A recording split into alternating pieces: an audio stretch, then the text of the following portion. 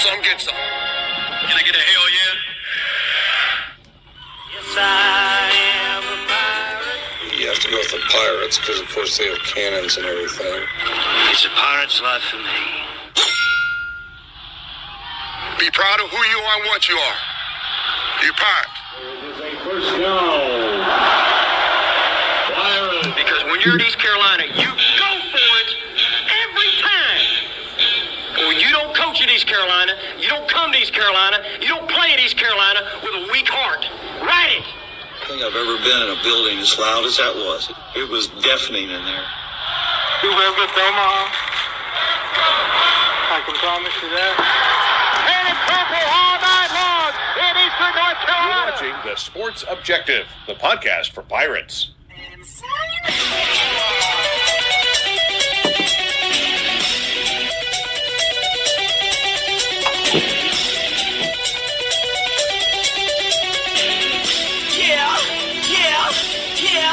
Yeah. My heart is purple and gold. I'm a pirate down to my soul. And I don't back down, not at all. Find out when the cannons explode. All right, welcome in to the Sports Objective. It's TSO Extra Innings right here on a Sunday night, and we've got almost Hollywood Squares here. But welcome into, first of all, Pirates and Hurricanes got a sweep, so I'm very happy. Let's bring in center square. It's perfect that he's center square for Hollywood Squares, Mr. Kyle Barber. Hey, what's going on, Dave? I heard somebody didn't have their mic muted during the intro, and then I see Wildfire Jody, Jesus. Wildfire Justin Butt showed up, so I knew who don't have their mic muted. But what's going on is here on Sunday night, the Pirates get the sweep over South Florida. We will get into that later in the show. But first, we have a special guest here that Dave's going to introduce for us to talk about the Down East Bird Dogs. If you see the better looking one here on the screen than us guys, that's what he's here. We have Stevie, Allen, Wildfire, and Johnny, and we'll be getting to, obviously, the Pirates get a sweep, which is great. We also have a fellow Pirate, Rachel Lindstrom. You are promotions, is that right? Promotions? Yeah, I'm the director of marketing promotions for the Down East Bird Dogs.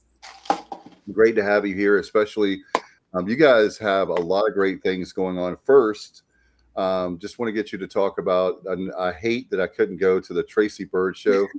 I had another show here in my hometown of Williamston. I would have been there that I already had booked. So talk about that.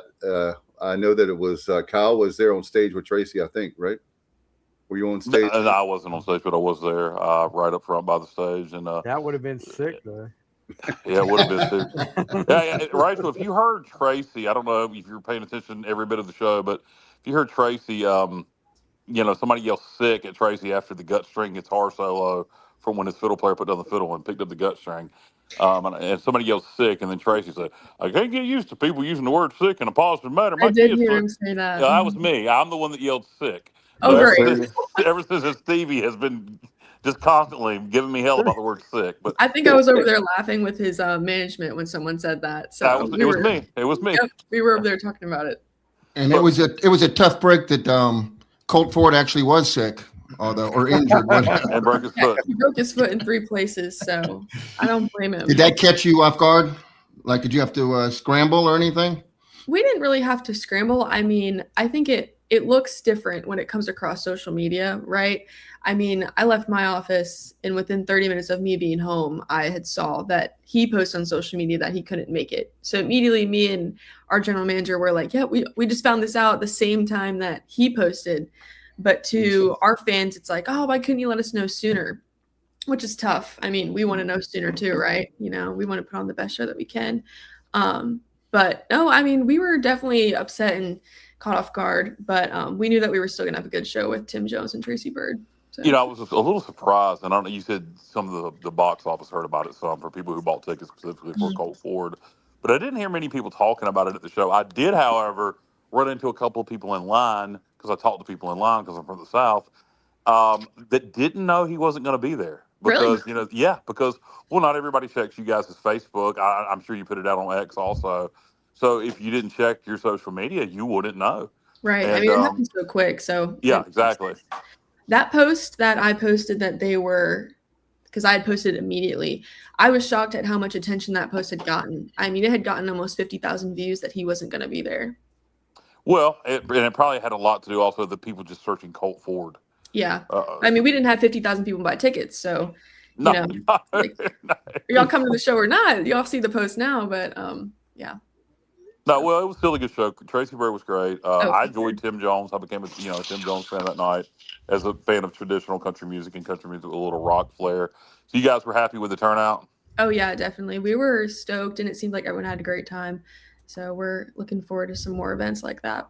Yeah, I thought it was good. The only complaint I will complain and make suggestions. No, Right? give us the You will find feedback, please. I would have liked, and maybe it Not was Kyle. adequate for the amount of people that were there, but I'd like to see more concession stands open. Yeah. That would be my only complaint. Besides that, it was great. Were there Sounded lines great. over there? I was kind of taking photo and videos. No, not really. It was just inconvenient having to walk off the field and walk all the way around to the concession stand on the other side or the Bojangles truck, where the concession stand that did the specialty sandwiches and stuff last year. If you know which one I'm talking about. Yeah. If you weren't there last year, you may not. But that one wasn't open. So, but anyway, besides that, it was a great show. I enjoyed it. I went to Aaron Tippin and Sammy Kershaw last year, and we're going to get to baseball since we're talking about concerts. Have some breaking news here on the show, Rachel. You told us before the show. Another concert coming in July. Yeah, so July 24th, we're calling it the K-Town Block Party is the name for it. So we're doing another concert. This one's just going to be hip-hop, rap themed. So P. Pablo's headlining it, and then we've got DJ Jazzy Jeff and the Yin Yang Twins joining him. So The Yin Yang Twins. Should be a good time. I'm looking forward to it. That's going to be really good. P.D. Pablo, DJ Jazzy Jeff, anybody my age, DJ Stevie's age, Dave's age, Yeah. Alan Vick's age.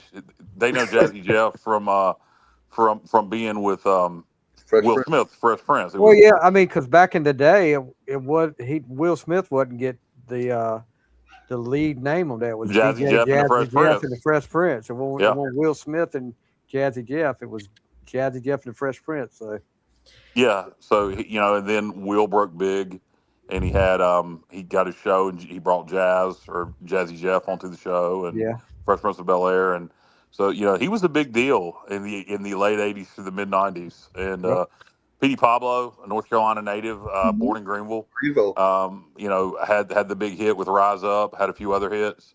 I think nominated for a Grammy for Rap Album of the Year. I didn't know that. Wow. Yeah. And then Yin Yang Twins, I know the name, but I'm not familiar. Alan Vick, Dave, Richmond, that sounds like your territory. 2000s, I want to say off the top of my head, like 2000. Yeah, I know the name, but I'm Come not on, familiar Alan, radio DJ veteran. Yeah, well, my yin and my yang need some Dave, I work. think I you're guess. Where is B Pays when you need him? hey, P.D. Pablo was nominated for Best Rap Album at the 45th Grammy Awards. That was in 2004. He did not win it, but he was nominated. Yeah, which is a big deal. I was right. They were early 2000. 2003, they were Little John on Get Low. On that song. Get Low. That's gonna be a fun show. Yeah, I'm not a hip hop guy, but that will be. I may go to that just because it's in Kinston, just to experience it. I think it'll be fun. So, no, it will be. It'll be a really good show. Mm-hmm. It will. It'll probably sell well. So, all right. So we look ahead to the 20. First of all, let's backtrack a little. Rachel, how much time you got? Maybe like 20, 30 minutes. Okay. All right. So quickly, you're a pirate. This is the ECU-based podcast. Where did you grow up? So I was born in Nevada, actually, but my family moved when I was really little, so I don't really remember it. But I grew up in Cary, North Carolina, so I lived there pretty much my entire life. Okay, so your parents are rich. So you went to East Carolina. Mm-hmm. And was your major marketing? Actually, I went into ECU as an elementary education major. So I had a big switch up my sophomore year, and I've always loved social media, graphic design, and marketing. And I played softball growing up. Played softball for like 10 years. And I've always been a big baseball fan. So kind of mixed my two worlds and discovered front office sports. And yeah, here I am. Okay. So did you follow when you were going to ECU? Did you follow? I mean, our primary thing we do on Sunday nights, and we'll do once we talk about the Bird Dogs, is cover Pirate baseball. So did you get into ECU baseball, Cliff Godwin and the team while you were attending? I like throughout college had always gone to a ton of ECU baseball games, but other than like watching on my own, I didn't really follow a lot of like statistics. I'm a big Dodgers fan. Oh God. Love me or hate me, I'm a Dodgers fan. We just had this talk the other day, Kyle. Man, Kyle is a Cubs fan. I'm a Nationals fan. Yeah, I'm a Cubs fan. You guys just took us two out of 3. So I've always been a big Dodgers fan ever since I was pretty much old enough to understand statistics. That's all I've really cared about. Do you understand the statistic that they're going to cause the shutdown of Major League Baseball next year? All right, we're going to come with the Dodger slander. That's fine. I get enough of it, so I'm completely used to it. Yeah, I would imagine. Well, it could be worse. Be kind to our guests. Yeah, you could be a Yankees fan. That's all. Exactly. That's what you took the words right out of my here. mouth. Yankees fan. Are you a Yankees fan, Alan? Who? Yes, sir. Oh God. Kick him out, Dave. I lose audio every time somebody joins or leaves. I'm going to have to come back. All right, Al. Well, he can't hear us, but Alan will be back. He's having audio issues. What happens? Maybe the Yankees could spend some of that money on that. On Alan Vick's webcam there. All right, so we've given you enough crap about being a Dodgers fan. What we will do is focus on what we all are as Pirates, and we're all Bird Dogs fans. There you go. And so the 2026 Bird Dog season is upon us. You're new to the Bird Dogs. Last year you were with the Tobs. Actually, the year previous, I was with the Greenville Yard Gnomes. So 2025 was with the Greenville Yard Gnomes as their marketing coordinator. And then the year before that, so still in the Collegiate Summer League, CPL, I was an intern for the Tobs, yeah. Okay, so your first year with the Bird Dogs. So what is the biggest transition for you going from, CPL to pro baseball? Yeah, I mean, for one, the front office it's not large. It's only 5-6 of us. It's not large, but it's bigger. I mean, in CPL, there was 2 or 3 of us at a time. The schedule is way different. In the CPL, you have about 50 games total. That's like 25 home games, 25 on the road.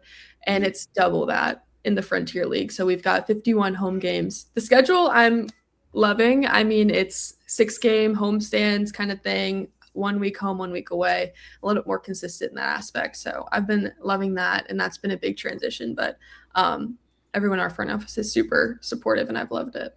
So Rachel, you said you worked for the Wilson Dogs. One of my buddies used to work for the Cubs, Dante Lewis. Oh my gosh, I love Dante. He is the sweetest soul. He helps me with promotions a lot.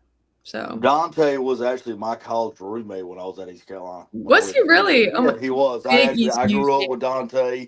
Went to East Carolina. I actually coached baseball, soccer, and swimming with Dante currently. That man bleeds purple and gold for sure. And he does. Yep. So if you guys ever need somebody over there, he would be a great aspect of you guys' program over there. Yeah, I saw him and his wife just had a beautiful baby girl. So. He did. Yeah. He did. He's that's awesome. Great friend of mine. Yeah, cool. Rachel, growing up in Cary, is it hard for you to understand Justin? Wait, say it again. Hey, Kyle. People think that I have an accent, and I don't get it, but I was messing with Justin. That was the knock on Justin. I was just messing with Justin. All right, Kyle. All right, She's never going to want to come back to our show ever again, man. From the rich side of Cary over here, don't mind me. No, that's not about you. That's not about you. I always mess with you. There's a reason Justin is wildfire. I've got to officiate Cary High School this week, so that's where I went to high school. So I've got the Imps. They're coming to Smithfield. I've got Cary and then Smithfield. I'm actually an umpire, by the way.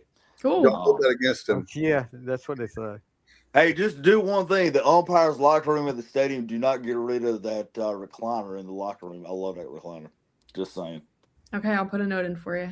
Yeah, please do. Please do. So Rachel, I'm just saying. Don't take the umpire recliner out of the umpire locker room in case Justin don't do that. Yeah. So as we look at the 2026 season for the Bird Dogs, Frontier League play, talk about the upcoming season. When is opening night? Yeah, opening night is coming up quick. It's May 12th. So our guys start on the roads. Their first game is May 8th. But our first home game is Tuesday, May 12th. That's at 7 p.m. So we're looking forward to it. And our guys are getting into town this weekend, actually. So they're starting spring training this week. So who did the Bird Dogs open the season with? Is it New Jersey Quebec. or Quebec? Okay, so Quebec is the opening series, and so what are the promotions for the first week? Yeah, so that first week, the first game, we're giving away our magnet schedules, which everyone loves to have their hands on. And then the 2 days after that, that Wednesday and Thursday, they're 11 a.m. games, so there are school days. So we've invited out. So Thursday for the school kids. That'll be fun. We're not doing Thirsty Thursdays this year, actually. They weren't a big hit. We are doing $2 Tuesdays, though. So $2 tickets, $2 concession items, and $2 select beer. $2. All right. So Tuesdays we'll have. Okay. So is that going to be for opening night also? It is $2 tickets on opening day. So $2 tickets on Tuesdays, $2 select concession items, and select $2 beers. On opening day. So that should that is better than Thirsty Thursday. That is fantastic. Yeah, and then that Friday, what is that? The 15th of opening week. It's our Star Wars night, and we're doing fireworks that night. So that'll be a big night too. And so, according to my wife, also for the $2 Tuesdays, the dogs, or is that going to be Bark in the Park every Tuesday? Yep, Bark in the Park every Tuesday. So opening night Tuesday, $2 tickets. Bring your dogs. I can bring Justin. He's my dog.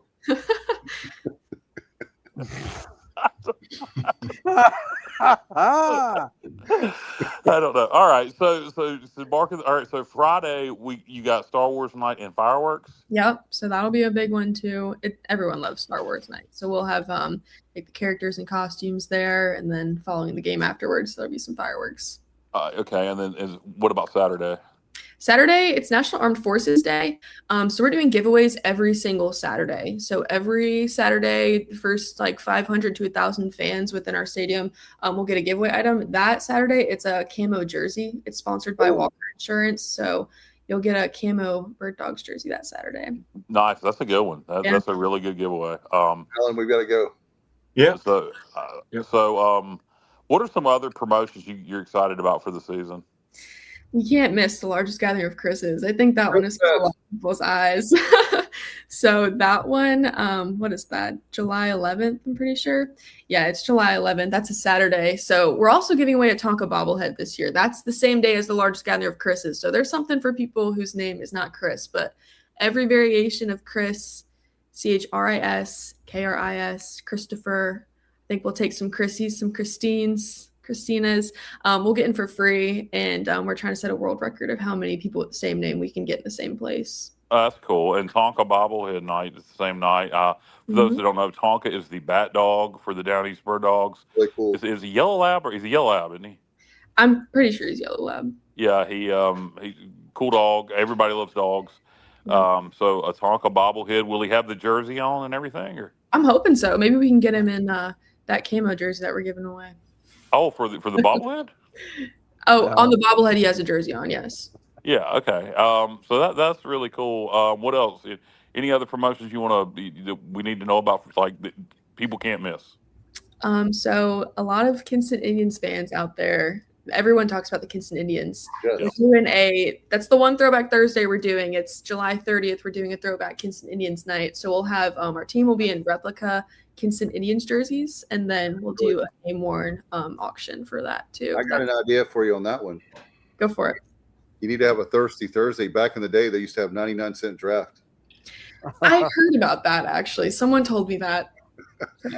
So the throwback jerseys, obviously, I guess the Guardian's still on the right for the Indians name. So what can go on those jerseys? How are those going to be done? They're exactly the same. So they're going to say Indians. Exactly like the white home jerseys and the red script. They'll look the exact same. And there's going to be a giveaway for one of those jerseys, but not for every fan, just one jersey given away. It's game worn, so we'll open up an auction platform. So the jerseys that the players are going to wear that night, anyone can bid and purchase. All right, that's really cool. One thing I was wondering about, and this may be a question for your boss, but with the history of baseball in Kinston, and you look at it from the Kinston Indians back in the day before that Kinston Blue Jays, I don't know how much with the way the Kinston Eagles, and then even the Down East Wood Ducks. I'd like I don't know if it's something that's been discussed. Some recognition of the history of Kinston baseball and Granger Stadium in the major league players. There's so many guys that played in the MLB that got in single A ball in Kinston. Cecil Fielder, Albert Bell are the ones that come to mind instantly, but so many others.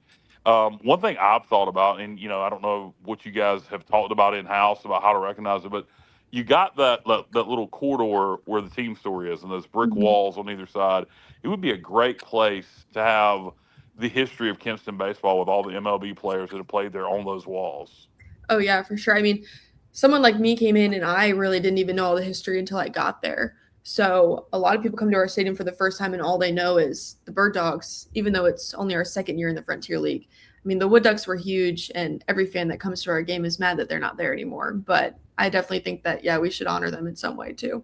In fact, there's a story that Cecil Fielder hit probably the longest, you know that, don't you, Wildfire? Wildfire may know about it, but yeah, but he hit a home run over that. Alan, do you know about this? I've heard the story. Yeah. Apparently, he hit a home. I was not there, so I can't verify, but he hit a home run over that warehouse. Oh yeah, I've heard that story many times. That's insane. Yeah, I've heard that story. Yes, Cecil Fielder was a power hitter, played for the Detroit Tigers. His son, what's his son's name, guys?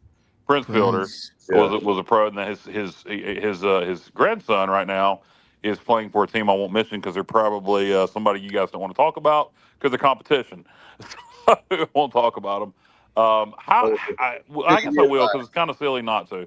He plays for the Wilson Warbirds. How much have you guys taken that in consideration this year in terms of having that team in the area for as competition with promotions, with ticket sales? Do you guys look at that as direct competition? Do you think about it? Are you just concentrating on the Bird Dogs?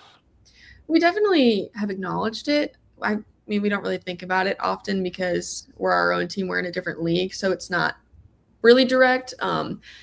I think for someone like me that worked for the Wilson Tops, I see the demographic there, and all I wanted was to see the Tops succeed. And I saw how diehard those fans were in Wilson for that collegiate team and how upset that those fans were when they found out that that team was going to be moving in because that was the direct competition for them. So then once I advanced to this professional league, I was like, it's not just Wilson that sees this, it's everywhere. So for us, we do look at it as some direct competition for sure. But, we're different. They're affiliated and we're just in the Frontier League, but we can still gain a good traction from that because we are different in that way. Yeah, and I think it's fun with the national schedule. One thing I will say about Frontier League, at the stadium last year, I had several people ask me, what is this? I mean, what is Frontier League? It says it's MLB Partner League. And the way I always explained it is it's unaffiliated minor league baseball. It's a partner league with the consolidation of minor league baseball back in 2020. A lot of professional leagues, independent professional leagues, became MLB Partner League. So the way I tell people when I'm explaining it is, as an MLB Partner League, these are guys that want to get on affiliated rosters. They want to be playing single A ball, double A ball, with the goal of making it Major League Baseball. Get this, the Frontier League, along with three other leagues, give them that opportunity to continue their professional career and get picked up by affiliated baseball, by the Cubs organization or Orioles, whoever. So way I explain it to people, it is unaffiliated minor league baseball. Is that how you guys approach it when people ask? Honestly, pretty much the same way. I mean, a lot of our guys that are signed on our spring training roster have already played affiliated ball up into AA. I mean, today we just released that we signed Kai Hampton, who played in the World Baseball Classic for Australia. So this is a cool way, honestly, a more affordable way to see players that could make it to that major level, and you've seen them kind of advance in their career. So, I mean, I'm not sure really what the Warbirds ticket prices are, but in the Kinston community, we just want to make it affordable for everyone. I mean, we're doing $5 kids tickets every home game for ages 3 through 17. So in my opinion, there's not really a reason why we shouldn't have an entire family that wants to come out to a ballpark because it's cheaper that way. You shouldn't have to worry about going to the stadium and spending $20 on your tickets and then $60 at concession stands. So $5 tickets for kids, that's for every home game this year. Yep. What are regular ticket prices going to be for adults? About $10 with some $10. Okay. So I think they were like 16 last year. That might have been with fees. So $10 plus fees, $5 for kids. $2 on Tuesdays. So that's across the board for everybody, just flat $2. Yeah. Mm-hmm. That's unbelievable. Yeah. You can't build that. You can't beat that with a stick with $2 beer, $2 concessions. I mean, that's unbelievable. Last year, you guys did some unique sandwiches at one of your concession stands.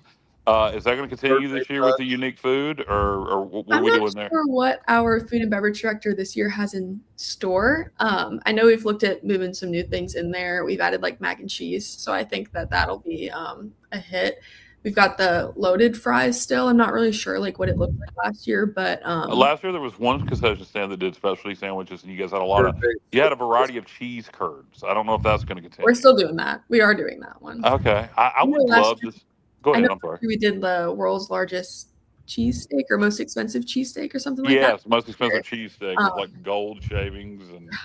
So I think we're looking to get into some fun things like that too, for sure. Okay, that's always fun. One thing I would love to see, if not a every game thing, maybe a once a week or a couple times a month thing, is to see some of the downtown Kinston restaurants showcased inside Granger. If it was possible to partner with, places like Jay's 108 or Sugar Hill Pizza or Plaza del Mariachi, any of these places downtown. Yeah. I think for those places too, they would just be in direct competition with Bojangles since their trailer is open at our games. Yeah, and that's right. There is a little bit of a affiliate there with Bojangles with the McCrae family, and Mr. McCrae owning the Bird Dogs. He probably does want to sell Bojangles. Yeah, but definitely we are focused, at least for me, with promotions and marketing, looking to get involved in the community for sure. So I do have a question. Go ahead. Do you have can we have an ECU night? We are doing a college colors night. That's the last week of that's like September 4th. I'm pretty sure college colors. So I expect and I hope to see a lot of ECU fans there. So yeah, I would hope maybe people would get competitive with that with right. ECU fans versus NC State fans versus UNC fans. Rachel, is there anything else you want to let us know about for the upcoming season? Yeah, I think just we do have that one other event going on during the season, so it'll be micro wrestling. That's on June 19th. That'll be at our stadium too, and tickets are live for that. You can check out those links in our social media bios too.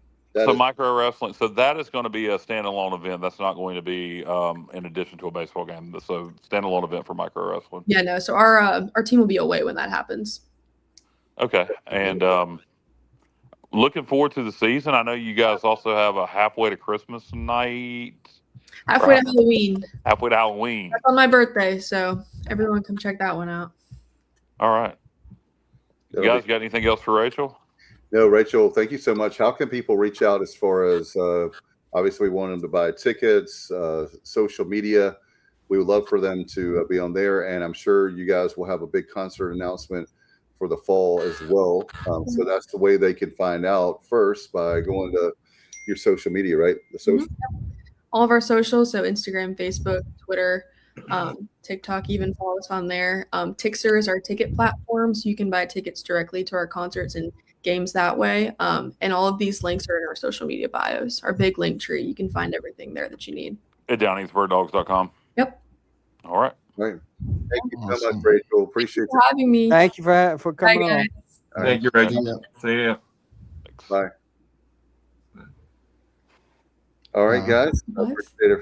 Did they just say? What?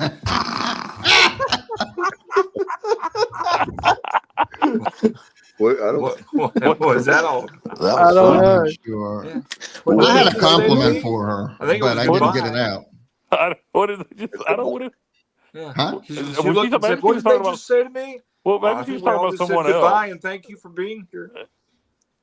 I'm not sure. Maybe she was talking to someone else. Yeah, I I don't think know. she was. Anyway, But I was going to give her a I thought compliment. we were all polite, and Yeah. she was very informative.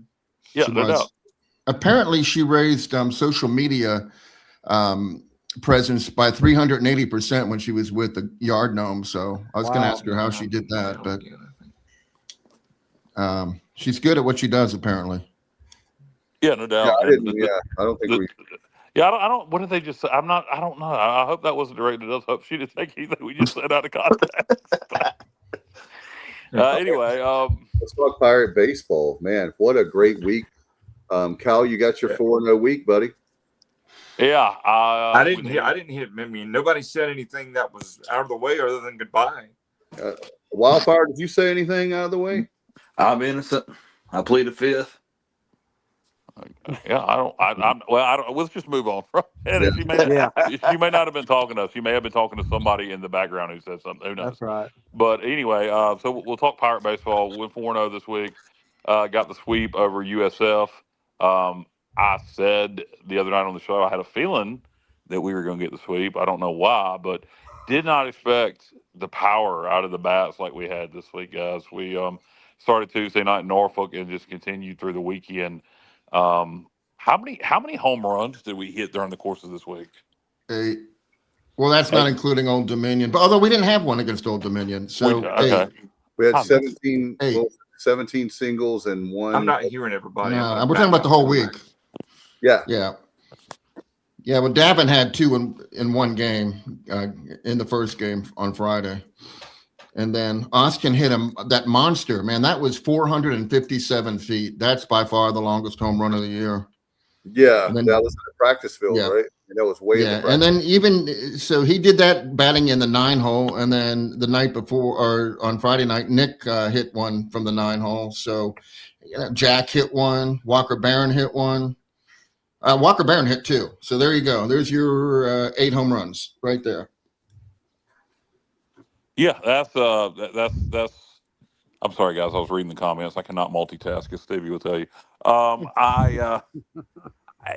Huge week for the Pirates. You showed a lot of power this week, and needed to get this series. It puts us in a tie for first place in the American. With 3-way tie with UAB and UTSA. So I mean, huge week for the Pirates. Yeah, we've got when you're looking back, we got a huge week coming up too with NC State and on the road at Memphis. So another opportunity to keep it going. We only have. I thought about you this afternoon, Alan, and you know how we always talk about every week is a must win. Well, looking at the schedule, we only have 3 weekends left. So those games are becoming very precious, and we don't have that many games. So we just need to win out and focus now on NC State. They're on the clock now. Yeah. I wanted to point out, though, there was no reason whatsoever to expect this offensive explosion because our RBI leader and our home run leader, didn't play at all. Yeah. So, the good news is he may be back sooner than later, like maybe even next weekend. So you add that to the equation. But Cliff has found a lineup that he likes, and they're responding. But although he did give credit to Coach Gautreau and Bryant Packard, and they deserve it. Well, they said on the broadcast on Friday night that they had worked on 2-strike hitting all week. That's something they had to get better at if they wanted to get to where they wanted to be offensively. So they worked on 2-strike hitting quite a bit. So it seemed to pay off, JR. I would keep working on it. Yeah, by the way, I asked JR because I know you guys are watching. JR, can you hear me? JR. Yeah, I can hear you, Kyle. Did you ask me a question, though? I did. I said that they said on the broadcast that we spent extra attention in practice this week. Oh, yeah, I heard that. Hitting. Yeah, I said I would continue to work on it since it worked. Oh, yeah. I wouldn't stop what I was doing. What did you see out there from the approach at the plate that was different this week? You know what, Kyle? I wasn't actually keyed in on that, but I'm going to go back and look at the pitch counts when we had. I was going to say when we got our key hits, but we just had so many hits. But I just want to see how many times we were in the 2-strike count and what our batting average was. So thank you for throwing that out there because I'm going to look into that. I didn't notice it though watching the game. Yeah, and not only better 2-strike hitting, but better 2-out hitting. And we that's a hallmark of Cliff Godwin baseball is scoring runs with 2 outs, and we did that a lot this weekend. No doubt about it. And Johnny, I asked Johnny because I'm not hearing Dave. I'm sorry. Can you hear me? Alan, can you hear me? I hear you fine. Yes. Yeah, Can you hear me, Alan? when somebody leaves and comes and leaves the chat, it messes you up. Yeah. I don't know. You and Justin seem to have the same problem with that. So Alan, you're just gonna have to leave and come back, and hopefully nobody will leave and come back again, and you should be good. Yeah, I shall Justin said he return. can't hear anything. Okay. Yeah, I don't know. I don't know what Justin and Alan, what software they use as far as computer. It's a phone. Yeah, Android. But anyway, so let's get back to talking about the weekend. Guys, JR, Dave, anybody, is there any players that we really need to make sure we recognize? Let's talk about that big inning with 2 outs. Was that Saturday? Was that game one Saturday or either Friday night? That's game one Saturday. Did we put up 8 runs with 2 outs in 1 inning? How about we talk about Sabater? Heck of a weekend by Sabater too. Well, that's the 8-run deal. Because Kyle, you mentioned that we scored a lot of runs with 2 outs, and we did. We scored 4 on game 1 and 4 in game 2, and then in game 3, and then game 2 we had that huge inning. Yeah, Sabater had a big inning that inning. Yeah. So 2 out baseball, again, a hallmark of Cliff Godwin. Justin, what do you want to talk about Sabater? Well, I mean, heck of a weekend by Sabater. I mean, his defense, clutch. Yeah, his defense. He guys, if you remember, can you hear me now, Alan? By the way, yes, sir. Yes, sir. Yes. All right. Jeff Sabater played. Help me out, but didn't he play center field? This is the first time he's ever played left field, and you would not know it. Yes. But he's played left field. He definitely has played left field. He only played center when we lost. No, I'm talking about right. I know that. I'm talking about previously before the Pirates. He said that. Oh, right. Okay, I got you. Coach Packard has been working with him, and here's the reason why I'm happy that he's in left, because you can tell in his previous wherever he played before. I'm drawing a blank. Johnny can help me, but in the past he's played center field.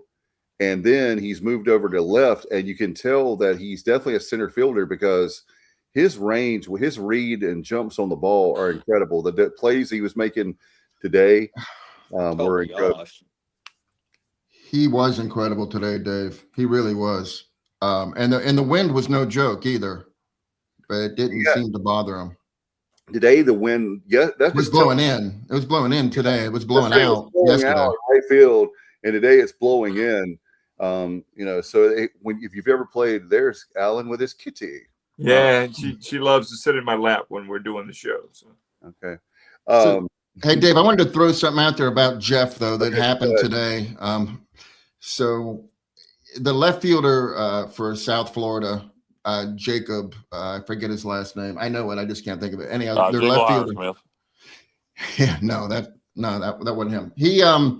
Him and Jeff were playing tic-tac-toe on the warning path. They made the board, and then Jacob would start, and then Jeff would finish. He would go next, and then Jeff ended up winning the game of tic-tac-toe. But I've never seen that happen during a baseball game before, where they would take turns. Whoever went out to left field, they'd look at the board, decide where they were going to put their mark, and then they would do it with their foot.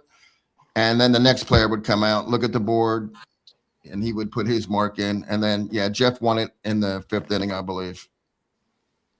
So that was interesting. I've never seen that before. They're multitasking out in the outfield. Yeah. It just shows you the relationship between the left fielders and the jungle crowd. And everything's really on a friendly, people think that they just go out there and they're, merciless on these guys, but they're not. It's all in good fun, and the players like it, and they participate. Before I forget, by the way, guys, I got to give a shout out to Josh Thomas, Johnny, everybody at what's normally the tailgate. Speaking of left field, behind the jungle, and now this year they're like slumming with me and the premium lot. They did a great job yesterday. We had our alumni tailgate. We had 30 people, by the way.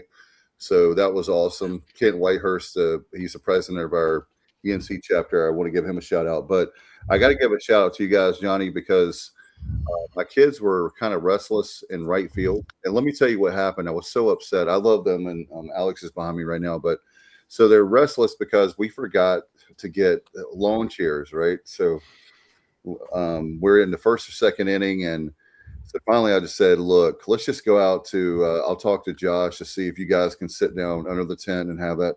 And not long after we went outside into the premium lot, those home runs were hit in the right field. I was like, oh my gosh, we were right, guys. We were right there. And Alex was upset because he wanted to be there. But thank you. So they prefer the stands versus the jungle because you can see what's Yes. going on better. Yeah. Yeah. No, I understand that.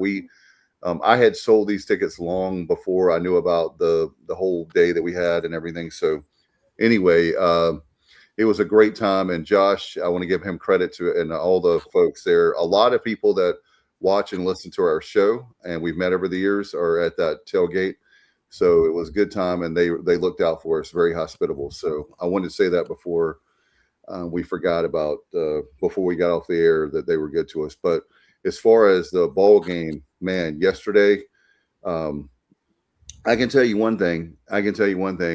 When we win, my tickets sell very fast. Like, and I don't have all now between now and the end of the year. I don't have any more tickets to sell. They're already sold out. So people are buying them up. Well, people are buying up. So yeah, you definitely. That's the difference between a 4-0 week and a 1-3 or 2-2 week. So it's great to have that kind of thing. And some people, I will say that Kyle and I talk about this all the time. If you have seats, please, for the love of God, give them away like I do, or sell them. Because we have a great atmosphere there, and it really is bad when there are people that really want to buy those seats, buy seats or whatever, and people just don't show up. Yeah, I agree. Hey, make sure you resell your seats. I don't know if you can't resell. Can you? Can people just give their tickets back? Like, hey, I'm not going to use my tickets to the ticket office. Sell them. Sell them again, or give them away to anybody. I would. That would be a real easy way to do it. If they're not supposed to sell them again, I don't know how that works with NC laws. But if people could just redone them ticket office, and the ticket office could post, hey, we got 500 tickets for this game available. First come, first serve. Yes. That would be a great way to do it. And if not, get on the ECU baseball page, get on Bonner Banner, get on HTC, hoist the colors. You say, I got tickets to give away, or I got tickets to sell. You're not going to get rich off of them. Sell them for face value, yeah, or less, or whatever you want to do, and keep moving. There's no need to have empty seats there when you got people that want to go and can't get their hands on tickets. It's kind of annoying. So how many? I wanted to ask you guys this, and maybe our listeners, they're smarter than I am. But I talk about this all the time, and right there near the bullpen, there's like a dead area between the bullpen, and you see some people stand out there. Why can't we have some kind of, and maybe we do, maybe help me out. Why can't we have some kind of student section that could be rowdy and loud also, that we could create that would, like you could get in with your, like a lottery or with your student ID or something. I don't know, but I would like to have something out there. We have more fans in. There's usually you see 5 or 6 dudes standing out there. It's like, can't we get 50 or I don't know how many people you can get out there, but it would be cool to have that. It's like right in front of the Williams hitting center. You lost me on that one, Dave. You're talking about the Letterman's area? No. Okay, so you have the first base side, right? And you have the bullpen, but there's an area there that there's like a dead space where you could have. That's the Letterman's area. That's the Letterman's area. You have to be a Letterman to go in there, which is good. I love that. Okay, so they have that, but wish we could have like a student section like we have the Boneyard for football. I think that would be kind of cool. But anyway, so I did want to mention that in conference games, everyone's played 18 conference games. We're leading in home runs because remember at the beginning of the year, we were worried about the fact that we weren't hitting home runs. So we've hit 24 in the 18 conference games, which is first. We've hit 6 triples, which is first. We've scored 138 runs, which is first. And our batting average is second at 295. Florida Atlantic is batting 300. So I would say we're finally tuning this offense at this point. And I told Johnny, the Florida Atlantic does not have any pitching. Yeah, that's the issue, and that's funny because their ERA is 6.45, Kyle, in the conference. Okay, but and you know that Florida Atlantic is the last series we play and before the tournament. So when people are talking about we only have 3 more weekends left, that third weekend, you better go to sleep that weekend going into the tournament, not only for the fact that we might be playing for first place in that weekend, but also we got to take care of business. Johnny keeps up with that. I don't on RPI, but their RPI early in this week was like 173. I don't know what it is. I know it's very fluid, but yeah, it was. You know what? 73. They're better than that, though. They are. They're better than that, and I hope they don't, put together the perfect weekend when we're down there. But I mean, they're not a terrible team. They're not getting the results, but they're not bad. So do we only have one more home series? Yeah, Rice. Okay, so we got at Memphis, then Rice at home, and then on the road at Florida Atlantic. And then we got to be following what UAB and UTSA does. We know they play each other home weekend. Excuse me. We know they play each other on the final weekend of the regular season. And it's in Austin, right, or San Antonio, rather, right? Yeah, it's in San Antonio. So, but UAB we don't really need to worry about at this point because we have the tiebreaker against them. So they're technically in third place. We're technically in second place. So we just need to finish one game ahead of UTSA and to win the. Well, we do need to worry about UAB because if we lose, we need them to lose. So yeah, well, we can't lose. That's the thing. Yeah, but yeah, if we lose, right. Yeah, well, we're going to lose. We're not. I doubt we'll win out. I hope we win out, but I'm doubting we go 9-0 the remainder of the way in conference play. So what do you guys think we need to do? I mean, what is the ideal record there? I think, in my opinion, I think you need to get one sweep and go 2-1 the other 2 weekends, and you'll probably. I totally agree, Kyle. I think so. And Memphis is better. They're playing better. They're playing a lot better. So that's not going to be a cakewalk. No, not at all. There's only been 5 sweeps this season, and UAB has 2, we have 2, and Memphis has 1. They play, they can bring their game some weekends and be a real headache. So how important is this series coming up this weekend in Memphis? I think 2-1 would make me happy. To be honest with you, I would be okay. Yeah. We need a winner. We need to go 3-1 this week. We need to beat State for the midweek, and we need to go 2-1, 2 out of 3 in Memphis, no doubt. Yeah, we need to. The bigger thing, if we get 3-1, you hate to say this, but it's true. The bigger deal sweeping Memphis. It's going to be tough. It's going to be tough to do. Yeah. But if you gave me my choice to go 3-1 this week, I hate to say it, I would drop 1 to State and sweep Memphis. But yeah, you really want to beat State midweek just for a couple of reasons. 1 RPI, 2 pride and bragging rights. And can you take those bats to Raleigh? And we played bad. I'm sorry, Kyle. We played bad on my birthday, so I'm like, come on. We didn't even show up for that game. It was bad. It was embarrassing. We played really good baseball since then, with the 1 loss to Wichita last Sunday. But we really need to, have a good week this week. The more important series is Memphis. But boy, our fan base loves to beat NC State, and everybody on the show loves to beat NC State, and so it'd be nice to go to Raleigh and get a win midweek, and just be red hot going into Memphis. Yeah, I'd like 2-1 on the 2 road trips and sweep Rice at home. That would be good. And there's only, we talked about the top 2 get a double bye, the top 4 get a single bye. Yep. We're guaranteed top 4 at this point, unless the wheels just completely come off, because we're 4 games ahead of Rice, who's in 5th, and Wichita State is in 4th. We already have the tiebreaker over them. They're 2 games back. I don't know. I just feel like right now we have a really good shot to be top 2, and if not, top 4 is almost a guarantee at this point. But we just can't. We got to keep playing. We have a great shot to be top 2, but I'd like to be number one. Well, yeah. In terms of seeding for the conference, it really doesn't tournament. It doesn't matter. But I want that regular season conference championship. So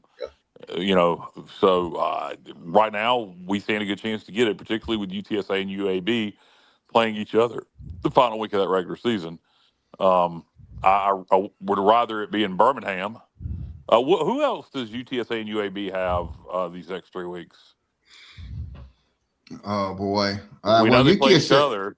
So, yeah, we do. And then UTSA, they almost had a sweep, but they didn't. They finished with they're at Memphis too, and then this week I think they host Wichita State. Okay, so Wichita could get them. Hosting Wichita. Yeah, and then they're at Memphis. Oh, Memphis. Okay. So we need to handle our business first and foremost.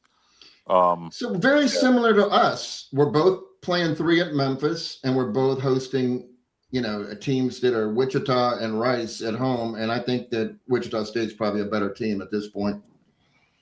Yeah. So, like I said, UTSA and UAB finished the season. So, yeah. And if you're looking for us right now, I mean, we have on the road. We're at Memphis. Then we come back right for the Rice. Right. Yeah. And then close it at Florida Atlantic. Yeah. I mean, I feel good, guys. I feel a bit more bullish. I feel a lot better. And I asked Johnny, by the way, so I asked him earlier, but he's going to get with us this week on as far as in the Cliff Godwin era. How do we finish? I already did it. I already did it. I didn't like what I was getting back, so I bailed on that. Like last year, we sucked in April. 2017. So, yeah, I mean, we can go back, but it's not a slam dunk where every time, after April hits the calendar that we start, shutting down opponents. I mean, it's the case this season, though. That's all that matters. So far, we got hot a few weeks ago, then went cold again. So can this be sustained? I hope so. I think it can. We'll find out. You go on the road, and granted, we did it at ODU with the worst camera work in the history of baseball. Oh my God!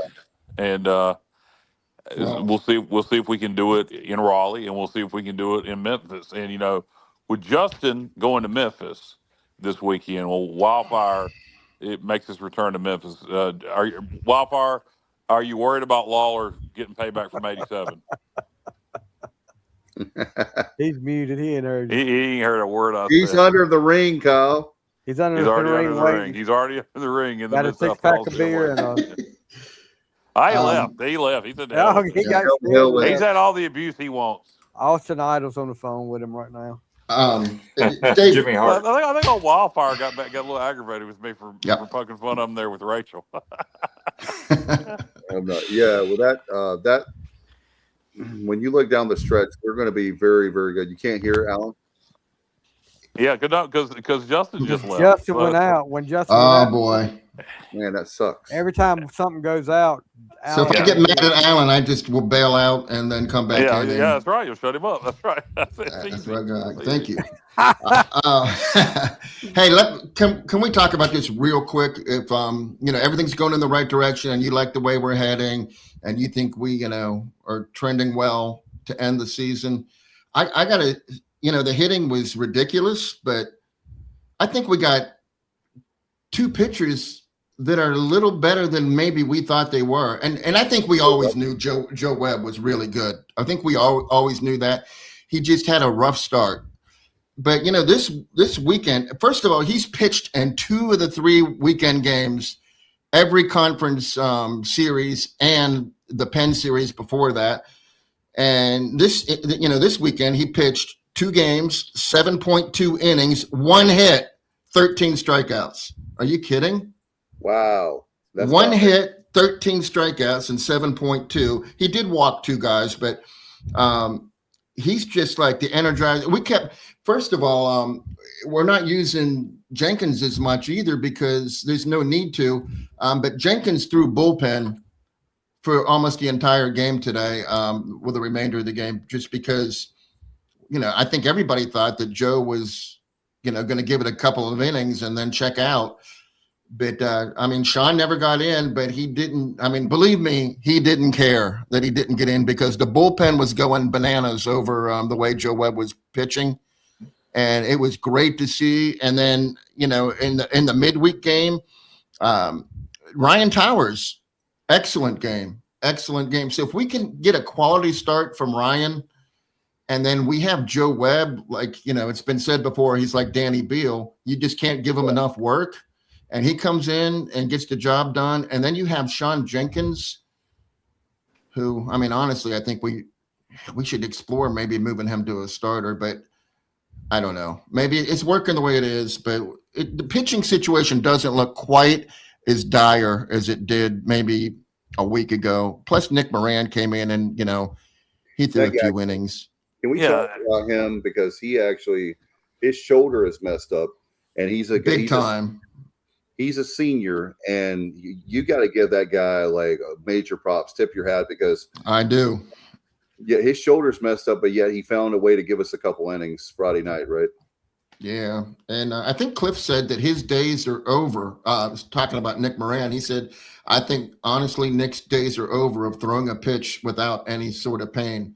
He's going to be, experiencing pain every pitch he throws from here on out. And that, he's going to put that, on the back burner, though, and go out there and represent us well. So, yeah, the whole pitching staff, great job. The hitting coaches, the batters, everybody. Cliff's post-game speech, I thought, was really good. I'm just, this is when we crash, Kyle. So I'm going to shut up because every time, I do this, then the next game we lay an egg. So I'm not. Look, I said you were going to jinx them for Friday, and you didn't do it. No, I did not. I'll say you're jinxing them again right now. So we'll just continue. You go. What's our RPI, guys? With the live 28, 28. Hell yeah.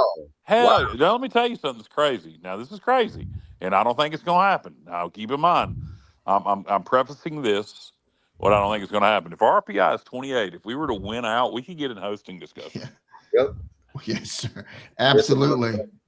It's not out. That's kind of like when a pitcher's throwing a no-hitter. You don't want to mention that, but yeah. Yeah. I don't think it's going to happen. I agree with you, Kyle. I don't think it's going to happen. No, but I know, but it's funny that it's still out there. And who would have thought that RPI jumping up to 28? That is crazy. Yep. And again, we're talking about we're ahead of Tennessee, Arkansas, Miami. I mean, we're ahead of some, good schools. Yeah, and we got to have some wiggle room. I don't want to come in, bite my fingernails in Clearwater and then Memorial Day. So if we can continue to do what we're doing, we'll have a little bit of wiggle room and can take a deep breath. Well, I think where we are now with our RPI up to 28, I honestly think if we just take 2 out of 3 the rest of the way, we're good for the regionals. Yeah. You just don't you don't want to lose out midweeks, but in terms of I want to win the conference championship. That's where my mind is first and foremost, is to win the regular season conference championship. Yeah. And it would be interesting to see if we could go from a bubble team to getting into hosting discussion. I'm not ready to say get back to me. If we go 4-0 again this week, then we can have that conversation. Well, even though I am the one that brought it up. We jumped 12. We were 40 this last Sunday, and now we're 28. Yeah, that's crazy. And think about what would it be if you went out? I mean, you would definitely be in. Oh, you would. I think we need to be top 12 RPI. Well, 16 host sites. Now, honestly, we're in the discussion if we're top 20. Yeah, we are, because it's just record. Looking back on teams that have hosted and what their RPI was, there's several of them that have been above 16, like in the low 20s. Several. It would be crazy if we got back into the hosting discussion. Yep, not to mention the committee loves our facilities. They know that it's going to be a draw, and they know the fans are going to come out if that were to happen, by some whatever. So everything matters at this point. I think we'll know this week. After this week, we'll know if that's a realistic possibility. I agree. If you go 2-2 this week, God forbid 0-4 or 1-3. But if you go 2-2 this week, it may be out of the window. but you're still feeling good about making a regional. But you go 3-1, it's still up for discussion. If you go 4-0 this week, which is a big if. That's a big ask also to go on the road 4 straight games. Yep. But if you do that this week, suddenly it's a real discussion. Yep. So well, keep playing well, keep taking care of business. That's all you can do. Yeah. Control what you can control, and just keep rocking and rolling. That's it. I'll tell you, strutting and strolling. Rocking and rolling. I wanted to ask you guys, as far as the hitting is concerned, I felt like the quality at bats, having more guys that were like taking pitches, because they didn't, in other words, they didn't try to make anything happen. And I wonder if the team now is learning to trust itself as far as that very thing. And we have the same issue with Allen. Everybody's leaving now. Yeah, repeat that question, Dave. I was distracted by everybody leaving. Everything is just woo. Did you guys notice that the quality of bats this week, not because we're hitting well, but as far as the pitching, taking the pitches that are, in other words, instead of trying to make something happen and, being patient. they were patient. Yeah, thank you, Stevie. Well, that goes back to 2-strike hitting. Making the at bats longer, fouling balls off. It goes back to your approach at the plate and what they worked on this week. Having more patience. Foul them off. Make that pitcher throw some pitches. Sometimes you're always trying to square it up, but sometimes it's good just foul it off. Make him throw it again. Wear him down. Pitch count up. Get the pitch count up. Wear him down. There was more patience this weekend. I mean, this weekend you played about as well as you possibly can. To sustain this would be unreal. But it's happened before. So, but we'll see. Dave's muted himself, so I'm assuming he's busy right now. JR, I don't know where JR went. JR typically doesn't bail like that. But we got some other things to discuss outside of Pirate baseball that we'll circle back around to. But what kind of crowd will carry to Raleigh? Is that Tuesday or Wednesday we play State? Tuesday. What kind of crowd will carry to Raleigh? I would expect, they draw well themselves, but I would expect to see a good turnout of Pirates over there in Raleighwood. Yeah, I would think we would travel pretty well going to an NC State game. Yeah, well, thank you for the snarky answer, Stevie. Snarky? Yeah, snarky. I haven't used that term this week, have we, Kyle? No, not at all. Thanks for the for the snarky there response. But we'll carry a good crowd of Raleigh. Guys, we'll talk about some other topics. I know Dave likes to get in on the round table, but I think we've talked all the baseball we can. Plus, JR's not here to give us stats, so we'll kind of talk about some other news. Oh, Dave's back. There we go. We'll talk about some other things.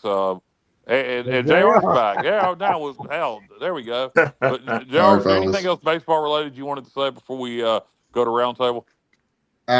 Just that we now have won 10 run rule games, which we've never won more than 4 in one season. Now we've won 10, and our record after winning a run rule game is, I think it's like 19-3. It might be 20. It might be 21-3 now after this weekend. So there you go. So that bodes well. Oh, today what? No, never mind. Today wasn't a 10 run rule game. So all right. So I'm done with baseball, Kyle. I'm done with baseball. Today was a 10-run rule. Yeah, right? It was. Yeah. Oh, yeah, it was yesterday. I'm telling you, this rain game is got me messed up. It was today also, Justin. It was both of them. Or JR. I'm telling you. JR. Can JR hear me? Yeah, I can hear you, Kyle. I think today was 10-run rule also, wasn't it? 12-2. Yeah, it was. I'm getting yesterday and today all mixed up because that dreaded rain delay is messing with me. But yeah, so okay, there you go. That's looking good for NC State then. Yeah, don't turn your back on the Wolfpack, although we will. All right, so guys, Dave, I'll pitch it to you. Let's talk about some non-baseball stuff. I want to start with this. I'll say this, and you can take it. But Anthony Smith, drafted by the Dallas Cowboys in the 7th round, last round of the draft, but still, he is the 3rd Pirate now on the Cowboys roster, I believe. So good for him. If he makes the roster with 3 Pirates, I might have to become a Cowboys fan. I don't really have an NFL team. How about them Cowboys? But congrats to Anthony Smith, a guy who was here for a couple of years, started off at NC State, became a Pirate. I think that's a testament of you maybe a guy who had an opportunity to leave and go back to a P4 school after what he did in 24, come back in 25, have an even bigger year. Now gets drafted. Congrats to him. Does anybody know the last time we had somebody drafted? It's been a couple of years, hasn't it? Revel get drafted last year. Yeah. Siobhan Reville. Okay, so 1 year, one whole year. I forgot about him. Sorry, Stevie. Yeah. Well, didn't I see Mike Wright get signed with the Seahawks? Yep. I'm sure we signed quite a few free agent contracts. Yeah. Well, I'll tell you what. Happy about the draft, Stevie. In your neck of the woods, as far as Pittsburgh, your team. So that was pretty cool. And the best thing Pittsburgh did was the crowd that night. 300 set a record, 320,000 people. Well, you took the midshipman. That was pretty cool. That was cool, but the way we handled the first pick was embarrassing.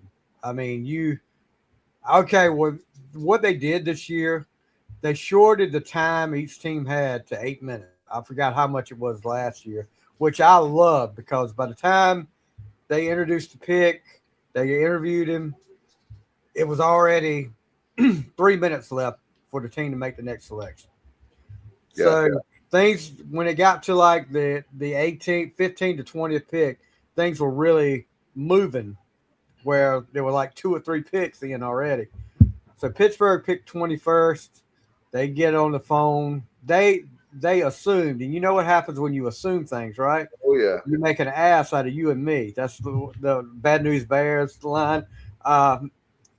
Well, they assumed that Dallas was going to take the 20th pick, and Dallas wasn't going to pick a wide receiver. So they were on the phone with Malachi Lemon from USC, the wide receiver from USC, before the Dallas pick had even been put in. Meantime, Philadelphia figures Pittsburgh is going to pick Lemon. They move up with Dallas to the 20th pick, and they're trying to get Lemon on the phone to tell him that we're going to take you. But Pittsburgh is on the phone with him. So Philadelphia swoops in, takes that pick away from Pittsburgh. Then Pittsburgh is just like acting like they don't know what the heck they're doing, which they ended up with a pretty decent pick, but they were trying to trade down. Nobody would trade down with them, so they waited till the last minute to make the pick, a kid from a tackle from Arizona State. So 3 of the last 4 first-round picks for Pittsburgh have been tackles. Well, you build from the inside out. Yeah, well, it hasn't worked out too great. The tackle we took a few years ago, he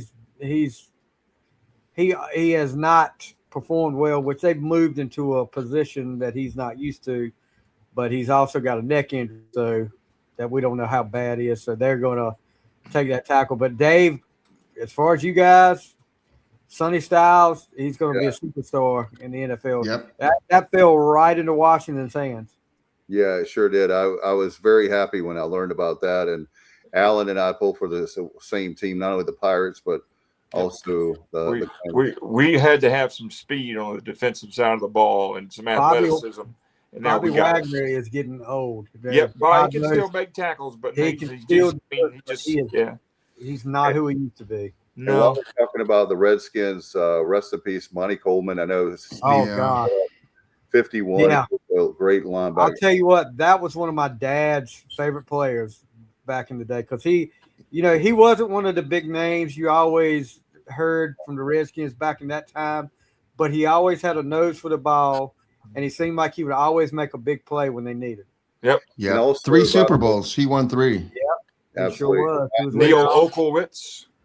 And that was just you had Monty Coleman, Neil Oklowitz. Oh God, what was the other? Rich Malott. You remember Rich him? Malott, yeah. Dave, we lost Dave Butts last year, right? Yeah, Dave Butts is gone. Yeah. But I wanted Justin Butts. He's gone too. We don't know where. Under the stage. Guys, I apologize. Did Monty Coleman pass? Yes. Today. Oh my gracious! I did not. I did not realize that. You know, at 68, he was still the head coach at Arkansas Pine Bluff. Yeah. Man, The what a Golden great player. He was part of when Gibbs came in. He was part of getting that thing turned around when they were 0-5. When Gibbs came in 81, and just wow, that's a bummer. I did not realize that. That was always one that you looked for on that defense, and he was a good special teams player too. Yeah. By the way, saw another sad note. By the way, guys, one of my favorite kickers of all time with the Redskins during that time, Mark Mosley, has terminal cancer. Oh wow! So very sad. He's one of my all-time favorites. So I saw that last of the great straightaway kickers too. Yeah.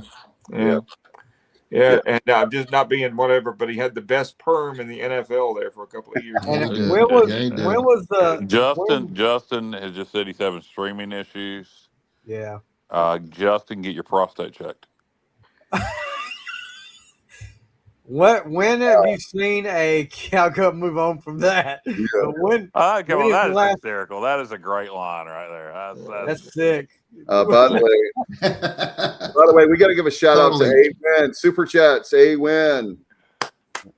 A-Win. Amen. There you go, A-Win. There you go. Thank you for the super chat. And 4-0 on the week. Go 8-3 the rest of the way. And over the last 11, we're 8-3. Yeah. Oh, okay. I thought he was saying we need to go 8-3 over the last 11. We got more than 11 games left, so I thought I should have figured that out. Talk about Mark Mosley. When was the last time you remember a kicker winning MVP in the NFL? Yeah. Mark Mosley did that. He had that. He had that incredible season. Wasn't that the year they finished? They only lost 2 games. There was a 1-point loss to Dallas and a 1-point loss to Green Bay, and then they lost to the Raiders in the Super Bowl. Obviously, they got crushed. They got 83 season, but the 84 Super Bowl. Yeah, that was 83. That was the 83 season going into January '84 for the Super Bowl. Yeah. I don't think. I don't cry at too many sporting events as a young man, but when the Raiders beat Washington badly that night, I don't mind telling you, I did shed a tear or two. That was the night. Jack Squirek. I don't know if you remember. Oh yeah, linebacker. He picked off that pass before halftime. Yep. That was the nail in the coffin there. And then Washington scored on their first possession coming out of the locker room. So I said, okay, maybe we got a shot here, but no. That Marcus Allen went to work. No. I actually had that Squirek on the podcast. That's been years ago. I think he's passed away now too. Oh man. Surprise of the first round of the draft, Ty Simpson picked at 14th by the Rams. Yeah. Sean McVay didn't seem too happy about that. I think he just wanted, from what I was getting, JR, was he didn't want anybody to start saying, oh, y'all are already trying to replace Stafford. He said, this is Stafford's team. When he's ready to quit, he can just say so. Because, a lot of these guys, I think actually one of the Giants wide receivers came out and was talking about how ticked off he was with their picks in the draft. So because he said, I think he said he's going to have to compete with Stetson Bennett for the number 2. Yeah. Which makes sense. I mean, no one thinks he's going to replace Stafford in year 1. No. So who's playing quarterback in Pittsburgh this year? Who knows? I mean, we've got our quarterback room right now is Will Howard, Drew Aller, who just got drafted from Penn State, and Mason Rudolph. I don't know what Aaron Rodgers. I guess he's going to wait till the last minute again this year to decide what he's going to do. But I did hear Mike Tomlin in his first really public appearance over the weekend said, if you put a gun to my head, I'd say Aaron Rodgers would be back with the Steelers this year. So, yeah, well, they're certainly going to have to make some moves. If not, I mean, I would love to see Will Howard get a shot just to see what he could do. Not saying he is going to be a great NFL quarterback, but he's got the size He's got the championship pedigree with Ohio State. I mean, I would like to see him get a shot with some weapons up there too. But hey, Kyle, I'm a real man. When I'm wrong, I'm wrong. A-Win was talking about 11 games. Yeah, we do have 11 left. That is correct. Yeah. Okay. So because we're 7-4 over our last 11. So he said 8-3 the rest of the way. What would that put our record at? We would. That's a good question. Well, so what are we today? What's our record today? 28-16-1. We would be 36-19-1. I said 36. But we know the Campbell game's going to get canceled. I said 36 gets us in.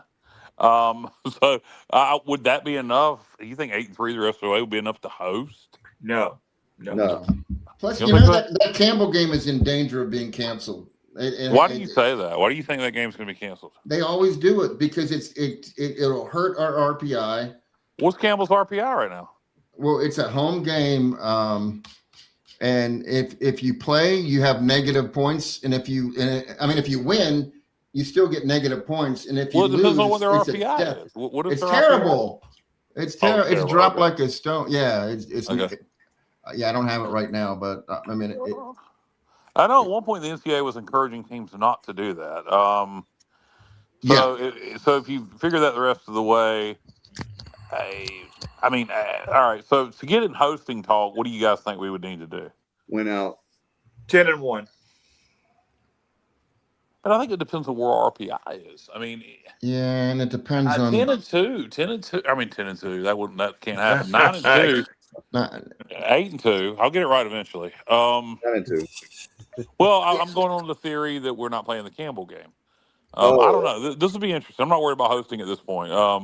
8-3, you're a 2 seed. I would think you've surpassed 3, unless you just are horrible in the conference tournament. That's another thing. We're going to finish. If we finish first in the first or second, we're going to probably we'll be in the championship game or win it, the tournament. And you would hope. You would hope. I mean, there's no guarantees. No. I know it's not. But it also, Kyle, finishing 10-2 or wait, I'm sorry, 10-1 or 9-2 or 8-3. That's only part of the equation. Then hosting is also considering the conference tournament. So we couldn't like 2 and barbecue in the conference tournament. That would hurt. Yeah. You get to 38. You get to 38 wins. That's gonna. You'll be in the discussion. You get to 38 wins. Yeah. It's just interesting how this has turned so fast. But that's what we got to continue to. That's what we got to do. Continue to win, because if we continue to win and we go with Allen, I just think it's because so many teams this year that are normally powers are struggling, particularly with their RPIs, and so it doesn't take much with our strength of schedule to just climb in the RPI so fast. And we've also seen a team that's been very inconsistent. I hope it doesn't happen, and I pray it doesn't happen. Yeah, you're right, Alan. You go the other way too. Yeah. You're right, because we were talking. We had turned it on a few weeks ago and thought we had turned the corner, and hopefully this is a true corner turn, and not just us being streaky in a good way. But guys, another thing we needed to discuss, we talked about the draft, is the extension of Kim McNeil, ladies basketball coach. Dave, do you have how many more years was her contract extended? I don't know, but I do know that it's $225,000 a year. I'll have to look that up. So that's good for her. And what I'm happy with is she's done a hell of a job of recruiting. I mean, she lost her best player when Mama Joyner. They went to LSU, and I don't know what Mama is doing now, what she did this year at LSU, because she's not a Pirate anymore. But she lost her best player and made it to the championship game again, over 20 wins. So she's had 2 20-win seasons over the last few years. But she's a friend of the show. She loves the Sports Objective, and we need to get her back on again. But by the way, Stevie. Yes. I'm putting you on the spot, but don't worry, I'm going to save you if you don't know the answer to this. Put me on the spot. Guess what? Former Redskin played. I'll tell you this: more of a recent Redskin played in the secondary for for the Redskins, a fan favorite. His daughter is coming to East Carolina to play for Kim McNeil. So I'm going to make sure you get him on the podcast. Recent? More recent? No, you want me to answer it or let him do it? Well, if he doesn't, then I'll. It's a fan favorite, and it's been in the last 15 years? Yeah, we've talked about this before. Are we talking about Darryl Green? No, we're not. No, not Darryl Green. Nope. Fred Smoot. Fred Smoot. Oh, okay. Fred Smoot. Yeah, I remember Fred. Yeah, he's going to be coming to some games, so we'll have to definitely get him on the final score. He is very entertaining. Yeah, he is very entertaining. I just want to make a correction because the reason I got kicked off earlier is because I was on Warren Nolan, and that thing is like just a malware, petri dish. So I went on another. When Kyle asked me Campbell's RPI, I went on another one, and that was from 2025, 189. But they're actually 66 this season, and they're 20-4 in conference. So that game will be played, I'm pretty sure. There you go. It's a lot better than what it was. Yep. Oh, there's John White. And by the way, here's another stat for you. You ready? You ready for another stat, Johnny? Yep. All right, I got one for you. The Kyle's gonna love this. Only 19 weekends until East Carolina and Alabama. Yeah, looking forward to the start of college football season. Not looking forward to that game, but I'm looking forward to the start of college football season. Well, Johnny and I we were talking again yesterday. Johnny's got a hookup, so we'll have a great time at that game. What did you guys think about the Alabama coach getting a new contract? Ridiculous, Stevie. With a 20-8 record. It's unnecessary, right, Kyle? Record. It's just not. It's just unnecessary. Yeah, it's unnecessary, but and I know me and Kyle had this back and forth early in the week. We talked about this on the show Thursday night, but me and you, I wasn't on the show. Yeah, Thursday I know. night. I'm just saying we've talked about this on the show. Okay, already. never mind. Sorry. No, go ahead, Stevie. Go ahead, Stevie. Sorry, that's sick, Kyle. Yeah. I just don't see Alabama, and I know Kyle said he's not Nick Saban. Nobody's gonna be Nick Saban. Yeah, a 20-8 record with Alabama. The Alabama people. They only made the playoffs last year. They're horrible. Well, there was talk before last year of him being let go because they're insane. They're unrealistic. That's what I'm saying. That's what I'm trying to get across to you. Oh, I agree with you. We just agree with. I'm not saying as a coach a 20-8 record is bad, but as an Alabama coach, I just find it hard to believe. It was surprising to me that the Alabama people would want to give him another contract. Yeah, no, we agree there. It was just different perspective.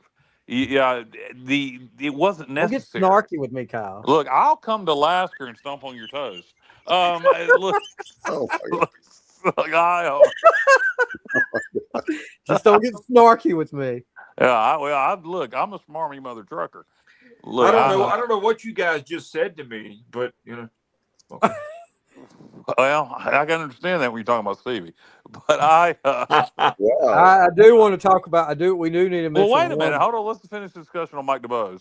Mike DeBose. Mike DeBose. What are you talking about? I went back in time. What's his damn name? Kalen DeBoer. Mike DeBose. I'm like, what the hell? I'm like, who is Mike DeBose? He was the head coach at Alabama at one point. But Kalen DeBoer. It wasn't necessary. Gene Stallings. It wasn't necessary. I don't know why they did it right now. I don't get the point. I don't either. Hey, if you are going to go back, mention the one that was. Right, Kenny. I hope you're right. I hope they already fired. Hey, guess what? Guess what? That'll be another game. Kyle says there ain't no way in hell we're going to win, so I'm going to. That would be. What are you comparing? What are you comparing that to, Dave? Huh? The two. No, Dave said it'll be another game. I said, compared to what? The bowl game. I didn't. All right, this is the last time we're discussing this. This is you know what? You know what? I was exactly right. Please clip that. Please clip that. This is the last time we're discussing this. I didn't go to the bowl game because we decided not to go because of all the portal transfers. Yeah. And then the day of the game, I wanted to do a day trip, and Jessica didn't want to. So that's why I didn't go to the bowl game. But I did not say we wouldn't win the game. I said it would be one of the greatest wins in ECU history under the circumstances if we find a way to win it. And then I paint it out. Go back and listen to the show from the live show the night before the ball game. Yep. I painted out exactly how we could win the game. How do we win the Alabama game? Bazooka. I mean, there's no way. There's no way. Torrential downpour to the point where there's absolutely no offensive football. Food poisoning. And we win it in like 3-0 because all we can do is kick a field goal. Is the talent difference between East Carolina and Alabama, or Alabama and any other school in the American, is already a challenge. When you're breaking in a brand new offense with brand new offensive pieces, and like Matt Semenza, who played the game, like he said, this is the worst case scenario to open up in a game like Alabama. You drop a truth bomb on Kyle. There's no truth bomb. There's no truth bomb. Dave says we're going to win every game. No, that's not true. Okay, you're going on record now. We're going to beat Alabama, Dave. You're going on record on that? We're going to beat Alabama? Hot take, yeah, sure. You're going on, okay, all right. So you're taking the Pirates over Bama. All right. The line on that game is probably going to be 24 points. Would be my guess. Take the points. The 24 points. Based on what? Why are you taking the points? I just don't. Sell me on why we're going to beat Alabama or cover the spread. I just don't. This is not the Nick Saban era. We may lose a game, but I just don't think that it's going to be 63-10 or something like it. All right, you tell me why. Tell me how we're going to stay in the game. Tell me how we're going to do it. They're not a fine-tuned machine either. I mean, they're replacing everybody, including the quarterback. They couldn't run last year. We got a lot of defensive returners. Tell me how we win the game. We probably don't. I said the defense is a lot better than we give it credit for. Yep, I agree, Dave. It's exactly our defense.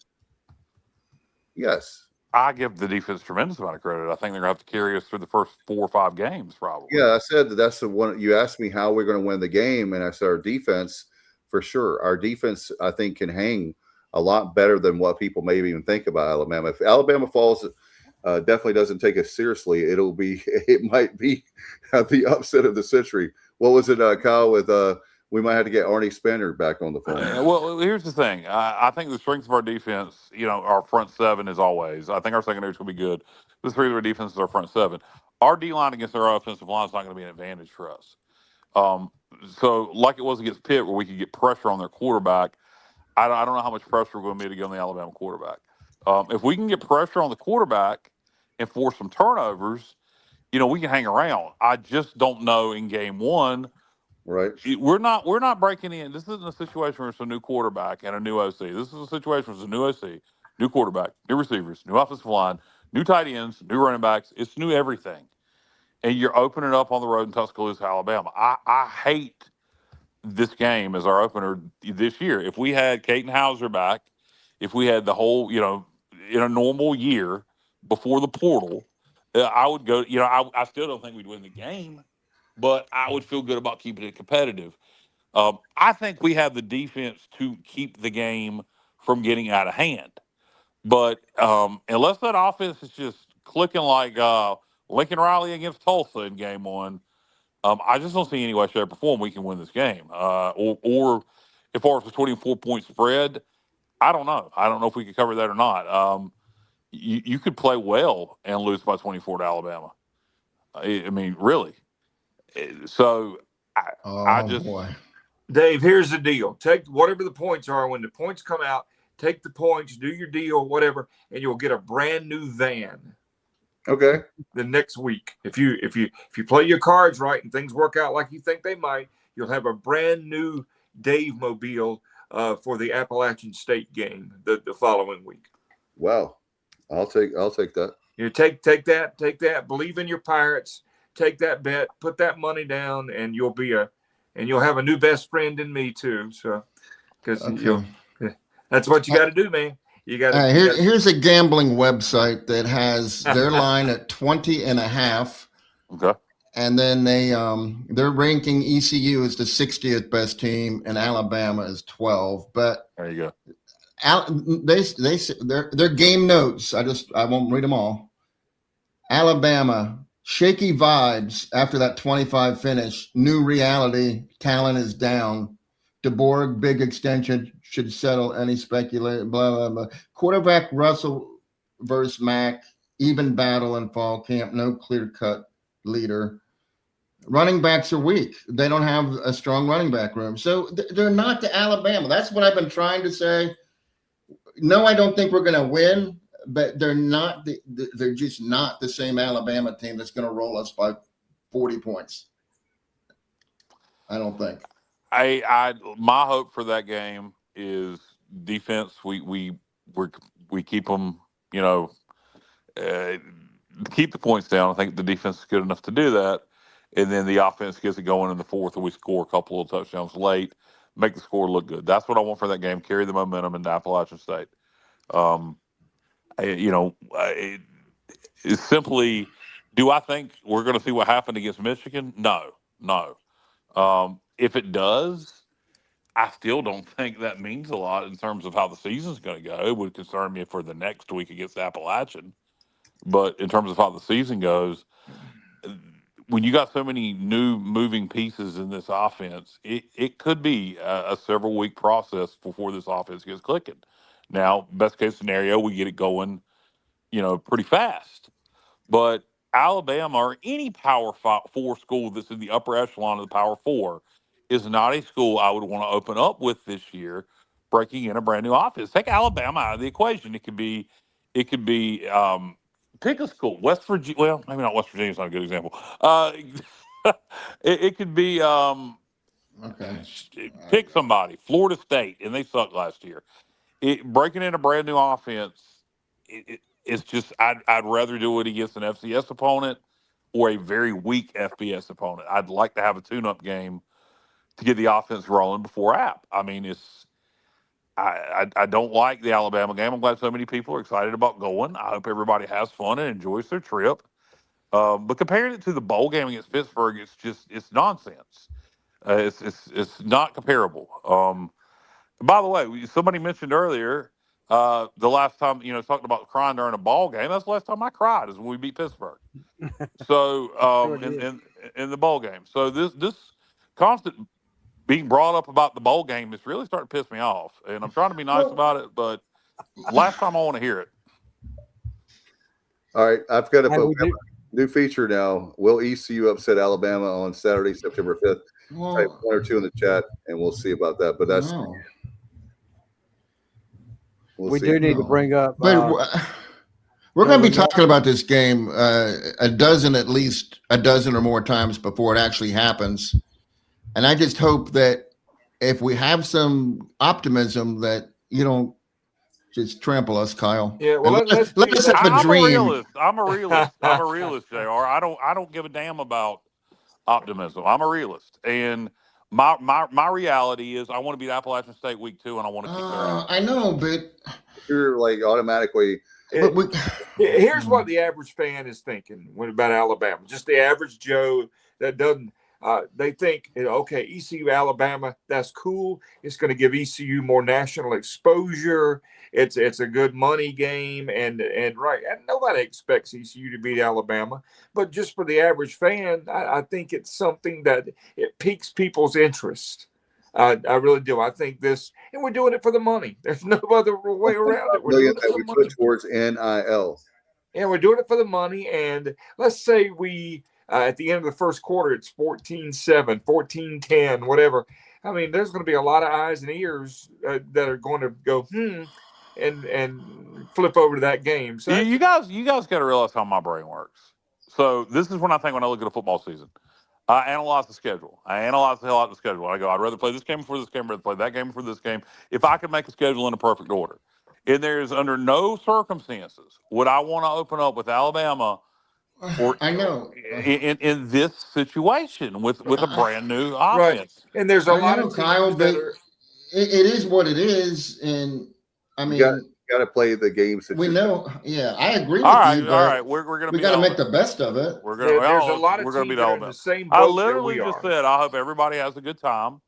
I hope is this going. What I'm getting tired of is being picked on for not going. I agree with that. No, that I agree. I have no interest. Tuscaloosa can kiss my ass. I have no interest in it. I don't have a heart on to go see that stadium. It does not appeal to me at all. That's like the last place I'd want to go on earth. Is Tuscaloosa, Alabama. It doesn't appeal to me, and so it is the antithesis of everything I am. Yeah, I hate elitism, and that's what they are. I hate the big money of college football, and that's what they are. If there's one team I would love to beat, it would be Alabama. But do I think we can do that? No, and I'm not going to go spend money on a game I think we're going to lose. Now, what I hope is we go down there and we have a hell of a defensive effort. We get them in the fourth quarter, and the game is still, not out of hand, and we score a couple late and make it a ball game. That's what I hope. But do I realistically think we can upset Alabama? No. No, I don't. I don't think that makes me anti-pirate, a bad pirate. It doesn't at all. But I think we should be able to talk about it without. Oh, I didn't say you shouldn't be able to talk about it. What I said is I don't want to hear about me not going to the Pittsburgh game anymore. Yeah, I think we should bury that one. But okay, let me say this, Kyle. Okay, so everyone says, okay, App State beat Michigan in the Big House. Sure. Well, there were two other games that were much bigger upsets than that, and they were more recent as well. So I'm just saying, you just don't know, especially the first game of the season. Nobody has any idea what Alabama is. Well, just to give you hope, Howard went to Las Vegas as a 45-point underdog and beat the Rebels. And that was 2017. And then Stanford, when they beat USC, they were a 42-point underdog. No one thought they could win that game. So it can happen. I'm not saying it's going to, but let us dream. We know it. You would rather not play the first week, but it is on the schedule the first week. You have to play it. Yeah. Well, let me ask Kyle this though. And sure. Would you rather play Alabama the first week or the middle of the season? Middle of the season. Why? I don't. Gives us a chance to get our offense going. It also gives them a chance to get their stuff better too. Going too. I would much rather see them week one. If you got to see them, much rather see them week one. Especially if you don't think you can beat them. What difference does it make? Because you're looking at it different than I am. You guys are looking at the Alabama game as the Alabama game. I'm not looking at the Alabama game as the Alabama game. I'm looking at the Alabama game, looking ahead at the Appalachian State. App State. Yes. Yeah. So to me, if you go game one, you don't get your offense clicking, you get banged up, you get hurt. App gets going against Maine, then bam, you're 0-2 when you could be 2-0, or so. Well, that I'm not looking at it as the Alabama game. I'm looking at the Alabama game in regards to the next game. So that's why I'd rather play them. If we were to open up with, and it doesn't matter, the schedule is what it is. But you asked the question, or Stevie asked the question. If you opened up with A&T, and then you played Appalachian State, and then you played Old Dominion, and you're 3-0, baby, 3-0. You got all the momentum in the world. Now you got 3-0 East Carolina going to Alabama in week 4. Now you got a story. Now you got something to talk about. No, for me, you also got Alabama probably going in there. I mean, and what I'm saying here is what JR brought it up earlier. Alabama lost a lot of what they got, and I know what they've got waiting in the wings. Listen. I know what they've got waiting in the wings is better than anything most schools have. I need Matt. Where's Matt? Get Matt up here, God. He's the only one who seems to think about this the same way I do. Yeah, no, we get the schedule thing. We get that. Yeah, I'll let you say your piece. Let me say my piece before you start saying I'm not saying we're going to win the game. I said I would rather play them week 1 than middle of the season. I didn't ever say I thought they were going to win the game. So let's get that straight right now. I'm just saying, you've got uncertainty. You've got team chemistry with Alabama that might be off. That's going to be your best shot. I'm not worried about beating Alabama. I don't think it's going to happen. I'm just well. Let me ask you this, Kyle. Let me ask you this: if they had scheduled, if I think we're going to lose the game week 1, and I think we're going to lose the game week 4, why? I mean, let's not just schedule anybody that we think's better than us. Then no, it's not about scheduling people you think is better than you. It's about scheduling people. You got to go down there and give it your best shot. Try to win. Well, I'm not suggesting we forfeit the game. No, I'm just saying you got to go down there thinking you can beat them. Oh, I don't have to go down there thinking anything. I don't play. Well, I didn't say you did. I'm talking about the football team, dude. I'm just saying. If they're relying on me for motivation, I feel sorry for them. That's not what. I mean, I'm talking about my opinion. I'm talking about mine too. I'm just saying it's not. If you're looking at what you have to understand. I just said I think we had. I'd rather play them the first game of the year than play them middle of the season. Do you think we'll beat them the first game of the year? Yeah, I don't think we will. But I mean, do you think? Okay, then what's the difference?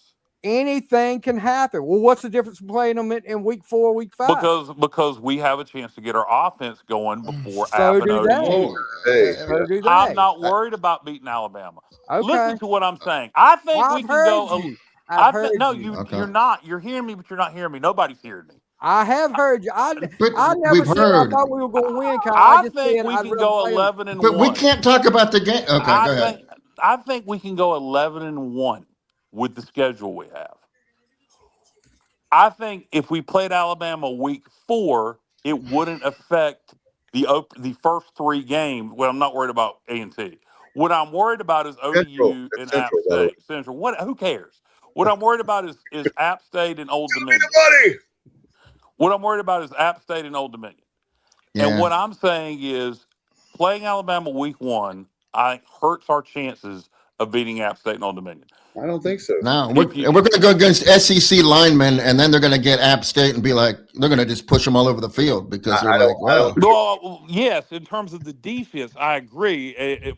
But what I'm talking about is getting the offense clicked. I was not being totally serious there, Kyle. But yeah, I'm just trying to get out of this without any hurt feelings or anything. Well, I don't know. I don't know why I'm being ganged up on because I think you guys. I'm getting that impression too. That's why I'm trying to. I can find all 5 of you. It's for 4 of you. I can't count.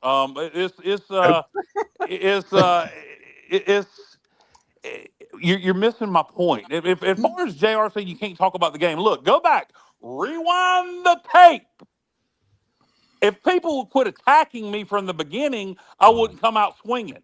Nobody's attacking you. Oh, wrong. Go back and listen to how you started. No, I just feel I don't get that impression at all. I don't. The only reason I made that statement is going forward, I just hope we can talk about this game without the schedule coming up because the schedule's been made and it is what it is. It's relevant to the game. And when I say I don't want to play Alabama week 1, that's fine if you don't want to play. It is in relation to the rest. Matt said the same thing and nobody said shit to him. Said the exact same thing. He hates playing them week 1 because of not being able to get the offense. I would say the same thing if Matt was here. Matt, if you listen, I'd rather play them week 1 than week 5. But you're thinking in regards of beating Alabama. It's easier to beat them week 1. No, we don't. No, we don't. Kyle, I didn't say I think they're going to win. I said they've got a better chance to play with them in week 1. Right. Yeah. So you think they would beat us? I never said I thought they were going to win. I want to be respectable on national TV, and we have a better shot of being respectable in week 1. I think when you have a chance to get your offense going through a few games. But what if their offense is? But you don't. That's. I'm not anti you at all. I'm not attacking you. My thing is the offense could be ready by then. We could go down there, lose 100-0. We could go down there, and every defensive player could get hurt. There's all kinds of. If we're going to play that game, a what-if game, I can walk outside and be blown away right now. I mean, there's going to be a lot more eyes, and it matters. There's going to be a lot more eyes on East Carolina week 1 against Alabama than there would be if we played the poor sisters of the incarnate Yeah, word I'm Central. not saying. Well, actually, I am saying don't play Alabama, but I'm not saying don't play games like that at all. But here's a reality check. Besides South Carolina, we've never beaten an SEC school.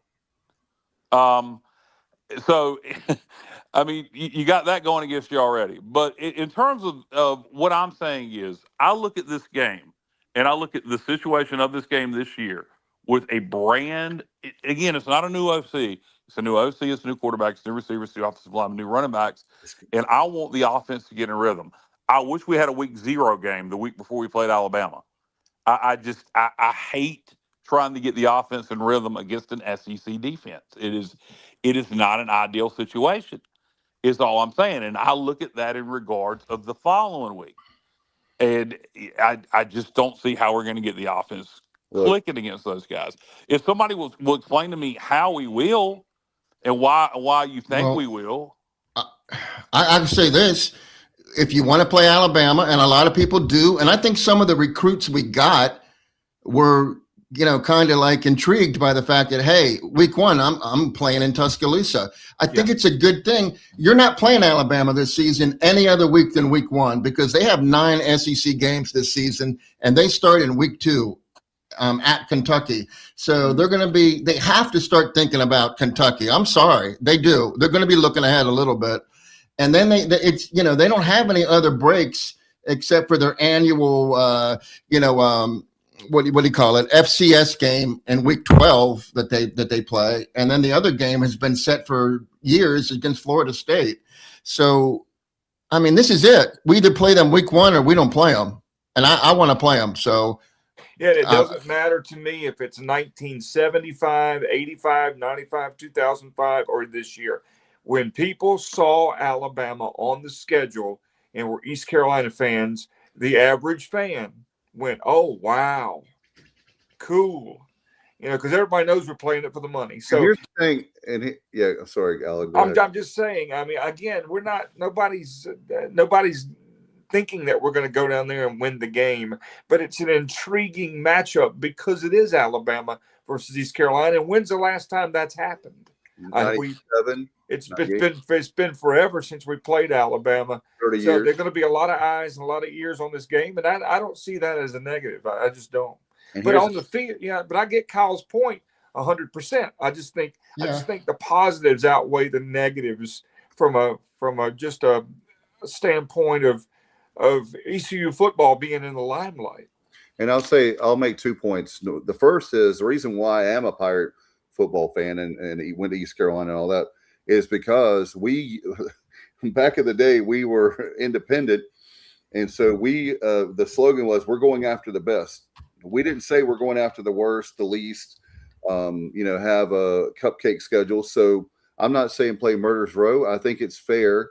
I don't like, and Kyle and I agree on the fact I don't want a bye game every single year. We have another one next year with Northwestern. Okay.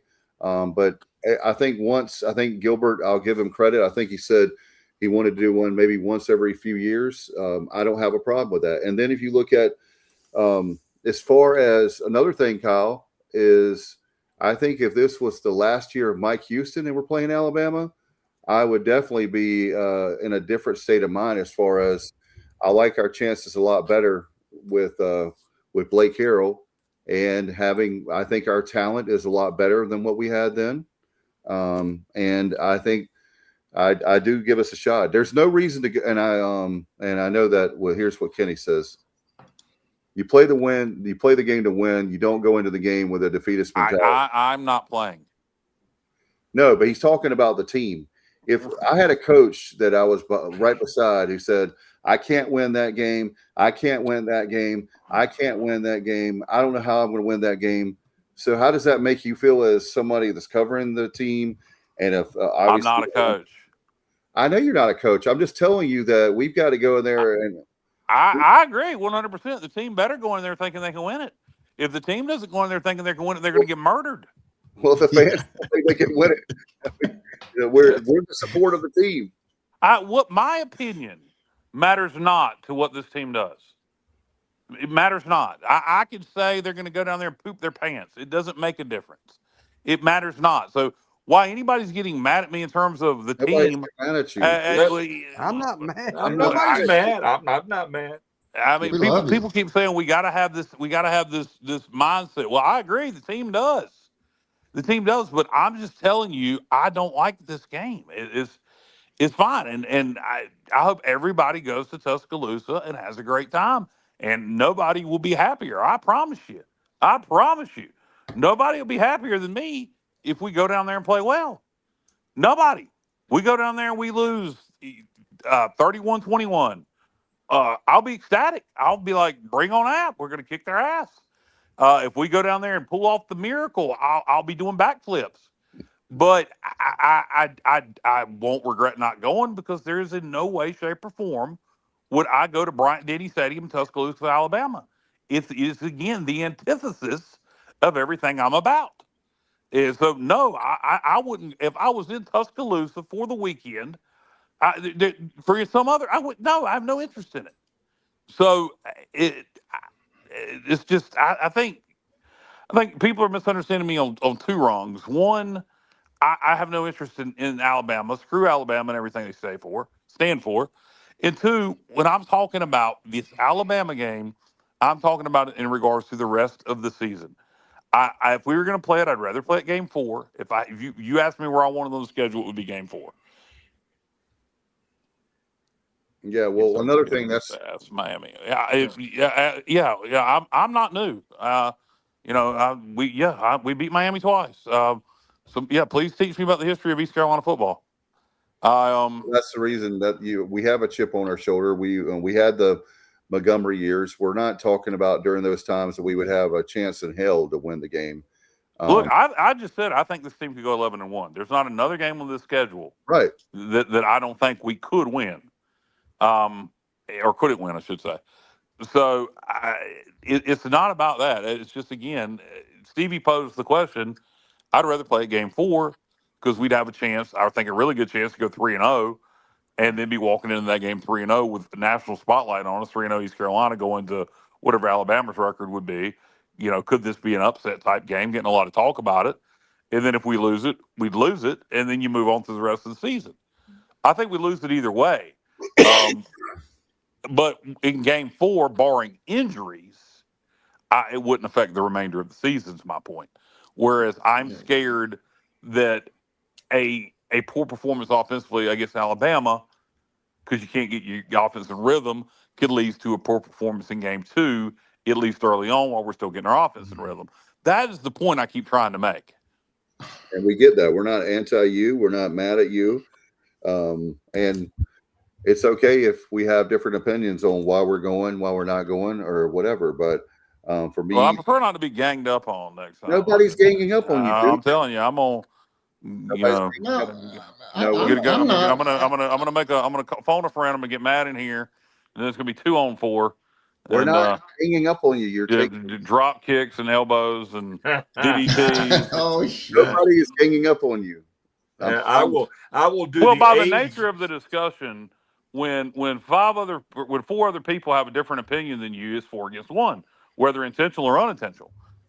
Yeah, but you won't consider my point at all, and I think it has a huge. I won't consider anybody else's point when I think I'm right, JR. Okay. Well, if I think I'm right, I think I'm right, and nobody's going to convince me otherwise. It's week 1 or never against Alabama. So. Well, yes, I agree. I'm not suggesting that we can change the schedule. I mean, it's just what I don't like about it. It's just what I don't like about it. I mean, I don't like the fact that we can't get more ACC schools because I'm about selling season tickets, and when we can't absolutely. Okay, right. So we're all in agreement on this. I didn't schedule the game, and Blake Harrell and the coaching staff and the support staff and the players. There was only 2 people that scheduled that game. And right. So, roll the tape back. Just roll the tape back. Exactly. Everybody re-listen to the show, and you'll figure this out. Well, Kyle knows more about scheduling than I do. I'm just curious, Kyle. How did and this isn't this is just an honest question. App State's at UNC week 1. I mean, how did they get that game? App State's at UNC week 1. Yeah. App State plays Maine at home week 1. Oh, that's right. I told you that last week. This schedule must be. Did they play Carolina the first game of this season? No, they played Charlotte in the first game last year. Okay. No, I'm just trying to look dumb to make you feel better. Did it Well, work? I appreciate it, JR. They open up with Maine. But I don't know. I don't know what schedule you're looking at there. If something got I used AI, which I shouldn't do. No. I said, what are the best week September 5th games? It said App State at North Carolina. That was Mac Brown's. That was Mac Brown's last year, I believe. A few years ago. Yeah, that was a high scoring game, if I remember right. UNC barely won. Yeah, Kenny says this is going to be a great topic going forward until the season starts. And we only have Alabama. They're the only game right on the schedule because they're the next one. They're the next game. And I don't. For me, I went to the Big House, and if we'd had an offense that day, we could have made it. We had no offense. Speaking of having no offense and no quarterback, that was a tough one. But I do believe that we're going to be a lot better. But just in general, forget it's Alabama. Forget it's Alabama. Just Alabama doesn't matter. Just in general, if NFL, college football, high school football. Stevie, you coached high school football for several years. If you're breaking in a brand new offense, let's say you had a brand new offensive coordinator and you got a whole new team, would you rather play an easy team week 1 or a hard team week 1? We did it every year. Our coach, going back to when I played, we played one of the toughest teams the first game of the year, and we didn't understand it at the time because we were like, why the heck are we playing this?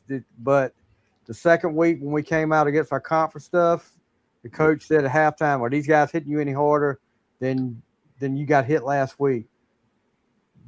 We got used to playing the big boys, and then the rest of the schedule, not saying it was easy, but it wasn't any harder than what we played that first week. Right. So it was kind of like as a coach, what would you rather have? I totally understand because we used to play a team when they were a powerhouse, word of God, first week of the season. Oh, wow. And actually, that was the best time to get them because those guys were not in rhythm. They were out of shape. So that's why I said that earlier. You might have a new offense. You got a new quarterback in Alabama. And I'm not saying by any means ECU is going to go down there and whip Alabama or anything like that. I'm just saying you got a new quarterback. You got he's going to have to step in there. You don't know how he's going to be. So, best chance to get him is right then. And I know we've got a new offensive system, a new offensive coordinator, new defensive coordinator, and everything. But, I'm just saying that might be your best shot to play a tight game with Alabama. And I do believe that we have the talent, and it might take a few weeks to get going. But I believe that Appalachia State is down. I think Old Dominion's down. We have Old Dominion was good last year. They lost some pieces to the portal. I wouldn't say they're down. Appalachian lost a ton to the portal, and they weren't very good last year anyway. But I get what you're saying, Stevie. I do, and I think that I think our defense could keep their offense in check. I think it could be a rather low-scoring game. Right. But again, I worry about getting the offense going. I understand, I understand what you're talking about because just like if you go back a few years ago with Michigan going out of the Big House, but it is what it is. You got to play it. You have to play the game. Well, let me ask you this, Kyle. We lost to the national champion. Will Alabama be the national championship this year? Will they be Alabama? No, I don't know. I wouldn't think so. No, I haven't really projected who I think is going to be playing for the national championship. Do I think? No, I don't. Why do you ask? I'm just saying there's a lot of factors in there that that was a long ass drive. Yeah, it was a long ass drive to in Ann Arbor, but we had a good time. That was like somebody hitting their mic. What the hell was that? Sound like Stevie. Yep. Guys, I I love every one of you. I do. But have we beat this horse to death enough? Or Nah. yeah, I mean, I'm just, but I would imagine our listeners are enjoying it. we're Kenny gonna Carlin is. we're gonna have to discuss this, a lot more between now and game one. So it just amazes me how my opinion just affects everybody so much that it just boggles my mind that I have a different opinion than everyone else's, and it bothers everybody so much. It didn't bother me. I mean, I don't affect the outcome of anything. I don't. No, nobody say you did. It didn't bother me at all. But I mean, I'm not upset at all. No, it didn't bother me either, Kyle. The only thing that I even commented is because I just want to be able to talk about the game without I think the we just schedule. talked about it quite substantially. No, I know. I'm saying going forward without the schedule being mentioned. It's going to be mentioned every time because it's on my mind. Oh, but it's going to be mentioned every time. It's just, I'll tell you what's on my mind. It's going to because I think what's on my mind, Kyle. We're sick. No, it's again, JR. I'll go back to listen to how the beginning of the conversation started. Then that would be why I came off so aggressively. It's the reemergence of the reincarnation of Billy White Shoes Johnson at the ECU baseball game yesterday. That was me. Hey, Johnny, you're a shoe guy. I'm a shoe guy. I didn't see it. What did you have on?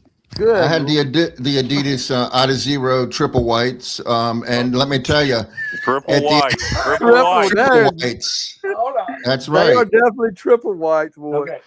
And at the end of the day, after all that rain, they were covered in sand and mud, and they were soaking wet, and they'll never be that white again. I can tell you that. You just bleach them. Yep. Yeah. You wash your shoes, and they'll come out perfect. Right here, I have a red, white, and blue pair of the same shoe that you were discussing. And here's my whitest pair. These are Pumas, and they're pretty white. That don't even touch me. Don't touch me. No. John, if any of you ever watch Friends, those shoes were so white they don't season their chicken. Yeah. If any of you ever watched the show Friends when Ross bleached his teeth too much, that was Johnny's shoes today. Oh man! Wow. Hey, John, like I said, those shoes are so white they got to take $4,800. I worry about a man that wears his brand fairly, because these are fairly new shoes, his brand new white shoes to a ball game on a rainy Sunday. Well, you know what? I didn't consider the rain. Yeah. I didn't do that. But these are cool. These are cool shoes. Do you find these comfortable? The new Adidas? That's all I have is Adidas. He's got an exclusive deal with Adidas. He better damn well wear them when we're doing this show. Yeah. Oh, I mean, you can't see him anyway. I'll take his word for it. As long as he goes out in public with his Adidas on, he's all right. Yeah. Do you guys have anything before we get out of here? There was something I was going to, a couple things. Wrestling documentary debuting tonight on the Von Erichs, I think is pretty cool. Another one. This is a WWE production on the curse of the Von Erichs. Is that A&E?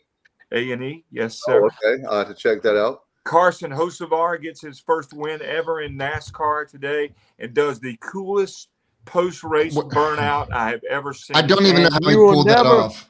In my life. You will never see that burnout again. NASCAR will make sure of that. I can't believe that they didn't shoot him down or something. Yeah, he was. I'm sure he was in the trailer as soon as they packed up Victory Lane. And then I think he hit the accelerator instead of the brake right before he hit the wall. He was stuck. I thought he was stuck in the car when he was trying to. It looked like he was trying to get out. Could you imagine if he fell out?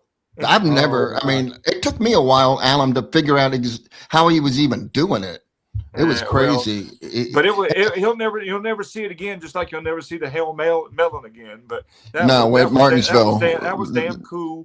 The kid, I don't have a driver that I live and die with anymore, But if I'm going to pull for a driver, it's going to be that kid because he is the real deal. And nobody likes him. None of the other drivers like him, which makes me like him more. But here's the coolest thing about the victory celebration was his fire suit. He had the fake cowboy boots. Did you notice that? Yep. And he's a humble kid. I mean, you can see how emotional he was after that win. So, NASCAR has screwed up a lot of things over the last number of years, and I disagree with a lot of things. But what happened today in Talladega was certainly a nice moment for racing. Yeah. Hey, he's a tall kid. Could you imagine Ty Gibbs trying to do that? There's no way. He'd never be able to reach the pedal. There's no way. Yeah, when he was I couldn't figure what he was trying to do because it looked like I thought he had his foot stuck underneath one of the pedals and couldn't get out or something. And then I realized what he was doing when he went back in. And I was, you got to be kidding. That's every guy's dream to drive a race car and the car's going around the track and you're high-fiving and peace signing the crowd with one hand and driving with the other or with your feet or however he was doing it. Yeah, he has my respect for sure. Yeah, NASCAR, but you're right. You're right. NASCAR will. He's probably still in the trailer. They'll find him. By the way, we had a sweep for the Pirates, but also, how about the sweep for the Hurricanes, baby? Yep. Ottawa goes down. So that's great for Carolina because they get some rest. Is it the Flyers next? Not yet. The Flyers are up 3-1 on the Penguins right now. The Penguins won a game. Okay. You get some rest. And by the way, guys, I was going to tell you we had a really nice crowd last night at Carteret Speedway, and you guys still have an open invitation anytime you want to come. Are we going on May 30th, Kyle? Third rail on the 21st. Good Lord willing. I'll let you know after that. I'm going to hold off on buying tickets and making plans to see how my recovery is going, but I hope so. You'll be able to get them. You'll be able to get them at the gate, I'm sure. And if you are able to come, we'll make sure you have a good time. That was one of my favorite bands from the '90s. So I've never seen them. So I would love. Me and Stevie saw them at Deadwood. Oh yeah. Oh wow, that's a great place. Years ago. We didn't know each other, but we were both there. Yeah. Oh wow, they did play there. That's right. I forgot about that. That's a place you never hear anything about anymore, but they still have good food. They don't do it. You're actually Jr. Alan. You're wrong. Actually, Deadwood gets hit up a lot on TikTok by food reviewers. So or places unique stops in North Carolina. So it is talked about still, but just in a different setting. It gets coverage on TikTok well, that's cool. Hey, every year it gets voted best restaurant in Beargrass. Every year. every year, never misses. That's a good one. I will tell you that Mr. Ira, God rest his soul, I miss him. Mr. Ira, he was obviously the original owner. His kids run it now, but anyway, he told me point blank the reason why they don't. He brought it up. The reason why they don't do shows there. His heart stopped one night. Something went on. I don't know what. He didn't tell me what show, but he brought it up. The fact that he's like, they were doing the shows, and then when that happened, he said no more shows, no more concerts. So it was probably at that Confederate Railroad show when he heard somebody from the back yell out, "That was sick." Yep.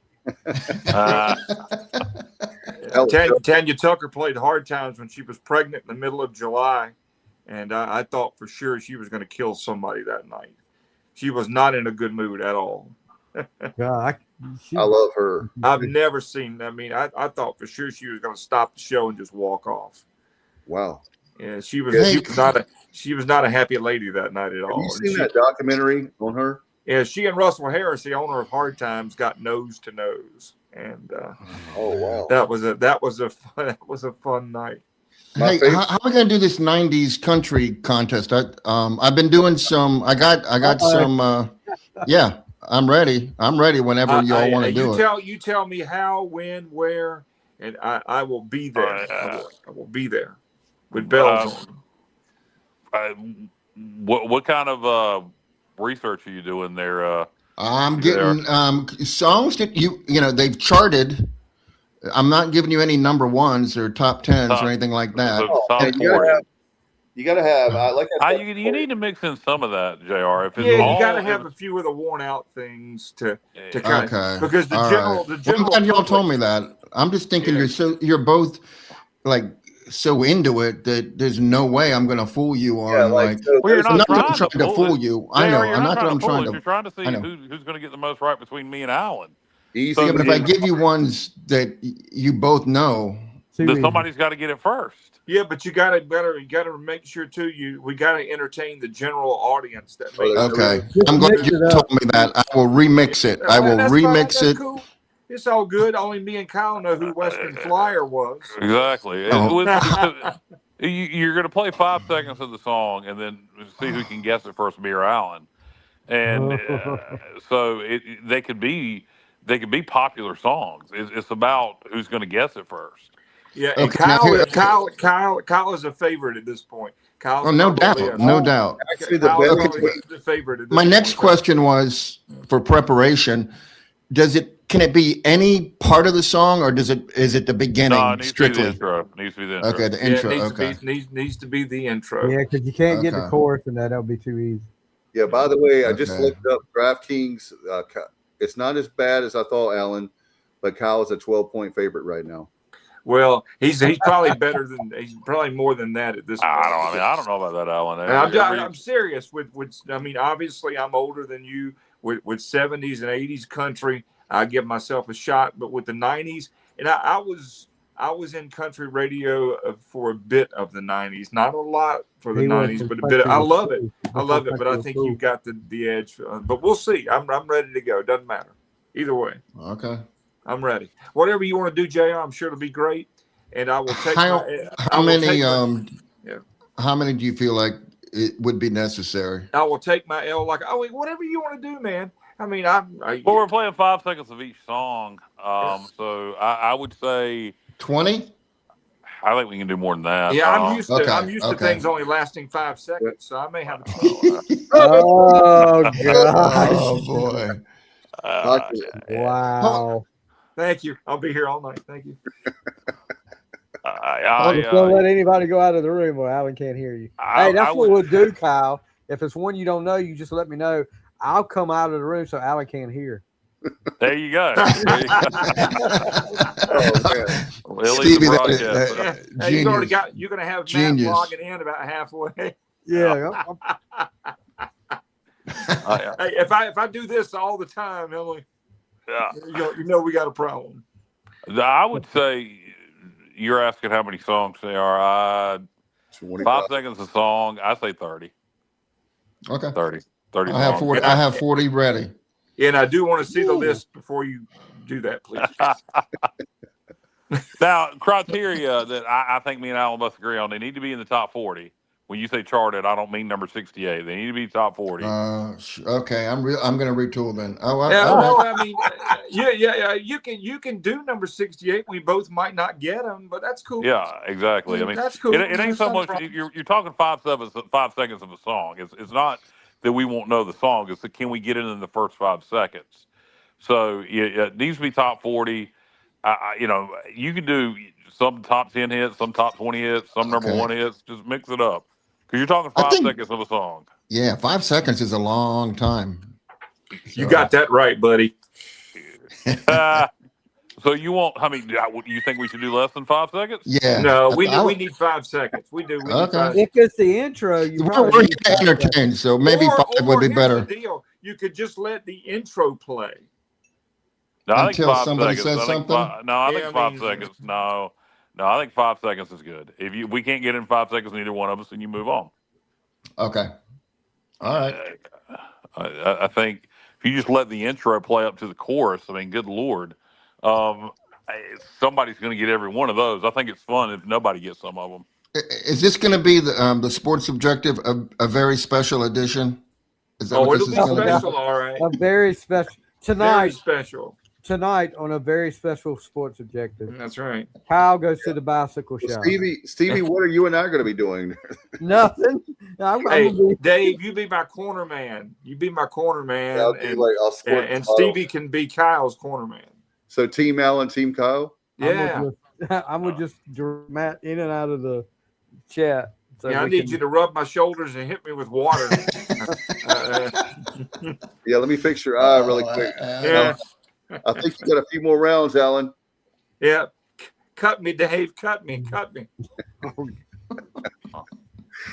Oh man. Well, Mike Tyson said everybody has a plan until you get in the ring. So Mike Tyson said everybody has a plan until you get hit in the face. Yeah. Huh. And I'm expecting to take a beating on this one, but it's Who? gonna be fun. All right. So amongst everybody on the show, who has been punched in the face? Me? I have. Me. I have. I'm marrying her anyway. But so everybody's been punched in the face with Dave. I have not been. Wow. Well, that's something that needs to be, taken care of. God, no. I don't know if you wanted to be his corner man, Dave. He wants to punch you in the face. Who's been punched in the face? Okay, so who's been punched in the face as an adult? Me. Me. Are you talking 18 plus? Over 18, yep.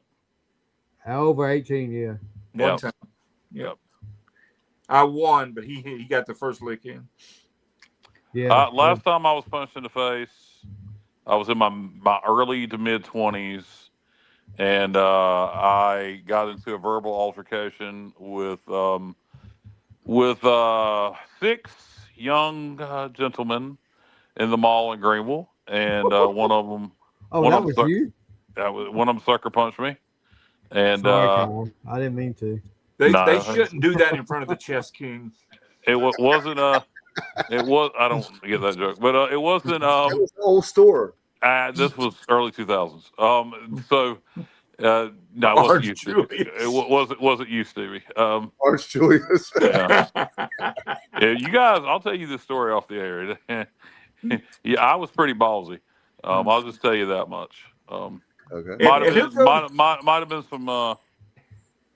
Might have been some fellows with some potential red and blue involved, and I don't mean NC State or UNC. I just want to ask one question about who goes to the mall. I mean, what can you argue about in the mall? I'm just. I'll tell you what you can argue about in the mall. You want to hear the story? I'll tell you the story. Sure. All right. I was standing out in front of a store. My wife was inside of it. I was in my early 20s. I'm legally blind at the time. I wore real thick glasses. I hadn't quit wearing them at that point because they still helped me. And 5 young, upstanding fellows said, "Hey, look at that motherfucker over there with the Coke bottle glasses on." And I said, "What'd you say, you son of a bitch?" And it went from there because I've never backed down from anybody, and I won't go start then. And that guy that was standing beside you with the Coke bottle glasses on walked away. and you defended his honor. Yeah, that was me. And like I say, it was 6 upstanding members of the community. And I was ready to fight them all, and took a sucker punch, and that's okay. Bled, that's okay. So when you came out, when Jessica comes out of the store and you're bloody, she's like, "What in the hell? What just happened to you, man?" I won't tell you what she said. You stand in, but get that last Chick-fil-A fry. But no, it was cops were called and all that good stuff. No, this wasn't a joking matter, and I'd still do it today. So. Wow. Well, I'm proud of you. I'm proud of you, man. Don't take no shit. No. Proud of you. Now, the Kyle Barber of today may think twice about responding, just like me. Oh yeah, the response would probably be a little. The response would probably be a little different. He would respond, but I'd still respond. I'd still respond. So. Well, people every now and then when I was a kid would say something, and I would just either say that I'll take my good leg off and beat you with it. It's not a problem. Or your mama doesn't seem to mind. That was always my standard response. Well, I will caution you: don't be careful if you decide to attend the Preakness and want to go in the infield, because when I was in my late 20s, I went for the first time. I had no idea what I was getting myself into, and the amount of alcohol consumed at the Preakness is ridiculous. Yeah, that's a big party. Yeah, and so this guy put a cooler. First of all, you pay people to bring your cooler. You can pack a cooler with 100 beers cans. I don't know if you can do it now, but you could do it back then. Anyhow, this guy took his cooler and he put it at the edge of like 40 porta johns that were lined up in a row. And then he got up on top of them and he tried to run across the tops of all 40 of them. And then people were just throwing full cans of beer at him. And my friend's girlfriend was coming out of one of these porta johns and she got hit. And I saw the dude that threw it, and I was like, dude, I said, you owe her an apology. I said, and you're a terrible shot. I said, that was a terrible throw, and you owe her an apology. And he just punched me right in the face, broke my sunglasses, and I was stunned, I'll be honest with you. And then her boyfriend did not come to my rescue, and he had about 8 of his Dundalk boys with him from Baltimore. And I was like, okay, I'll take a loss on this one. I can get new sunglasses. My nose isn't broken. I'd have got new friends also. Yeah. Kyle, believe me, that was yeah. If you're with a group of friends and you get punched and they don't come running, you need new friends. They aren't new. They're not. I said to him, I said, Kenny, what the hell? And he was like, I said, I was sticking up for your girl and you didn't even come, and he said, there was like 8 of them. And I was like, okay. So what? That was terrible porta john etiquette on their part, but completely terrible. I've never been back to a Preakness, not because I'm intimidated. I just don't. I have no interest in. Yeah, I have no interest in that kind of behavior. By the way, the Kentucky Derby is next Saturday. That I would go to. Yeah, but I've never been to one. I've been wanting to go to all 3 of the Triple Crown, but I have heard about the 3 that the Preakness is the worst as far as people get really drunk. Well, you're in Baltimore, Dave. Well, okay. That's part of the problem. There you have it. May, there's a lot going on in May, man. The Kentucky Derby, the Indy 500, the Coke 600, so May's a big sports month. Big sports month. Yeah, the Preakness is coming up. Yep. And then the regionals. Yep. Baseball regionals. Yep. Mm-hmm. May's huge. Conference tournaments. May's huge. My daughter gets her master's degree on May the 7th, by the way. Oh, wow. Congratulations, Kendall. Yeah. Huge feat. She's got her mama's looks and her mama's brains, thank God. All right, guys, you ready to get out of here? Any last words? Last call? Yeah, you with the Coke bottle glasses. You got anything to say, buddy? Look here, you son bitch. I'll take your leg off and beat you with it.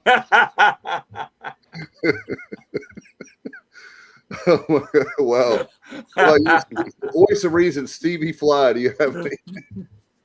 What did I do now? No, you didn't. I was saying you're not talking about beating anybody up, or I said the voice of reason. You're just cool, calm, and collected. Oh yeah, that's sad, but I'm the voice of reason. What you got? You got anything? Not me.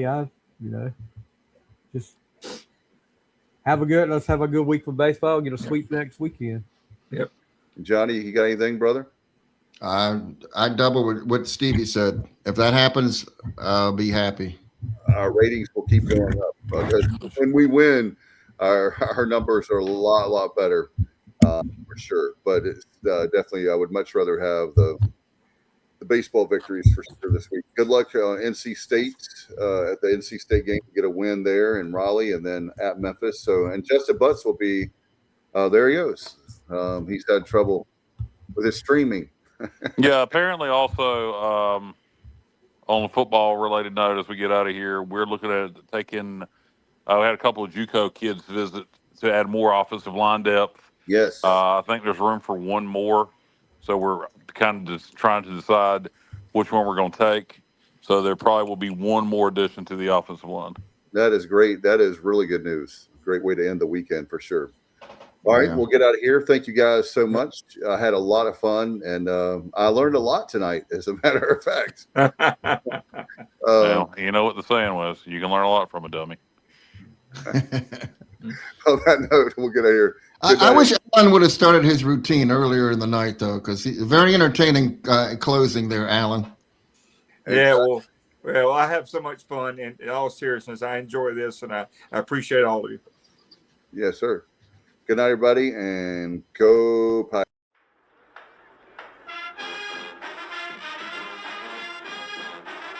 You're watching The Sports Objective, the podcast for Pirates.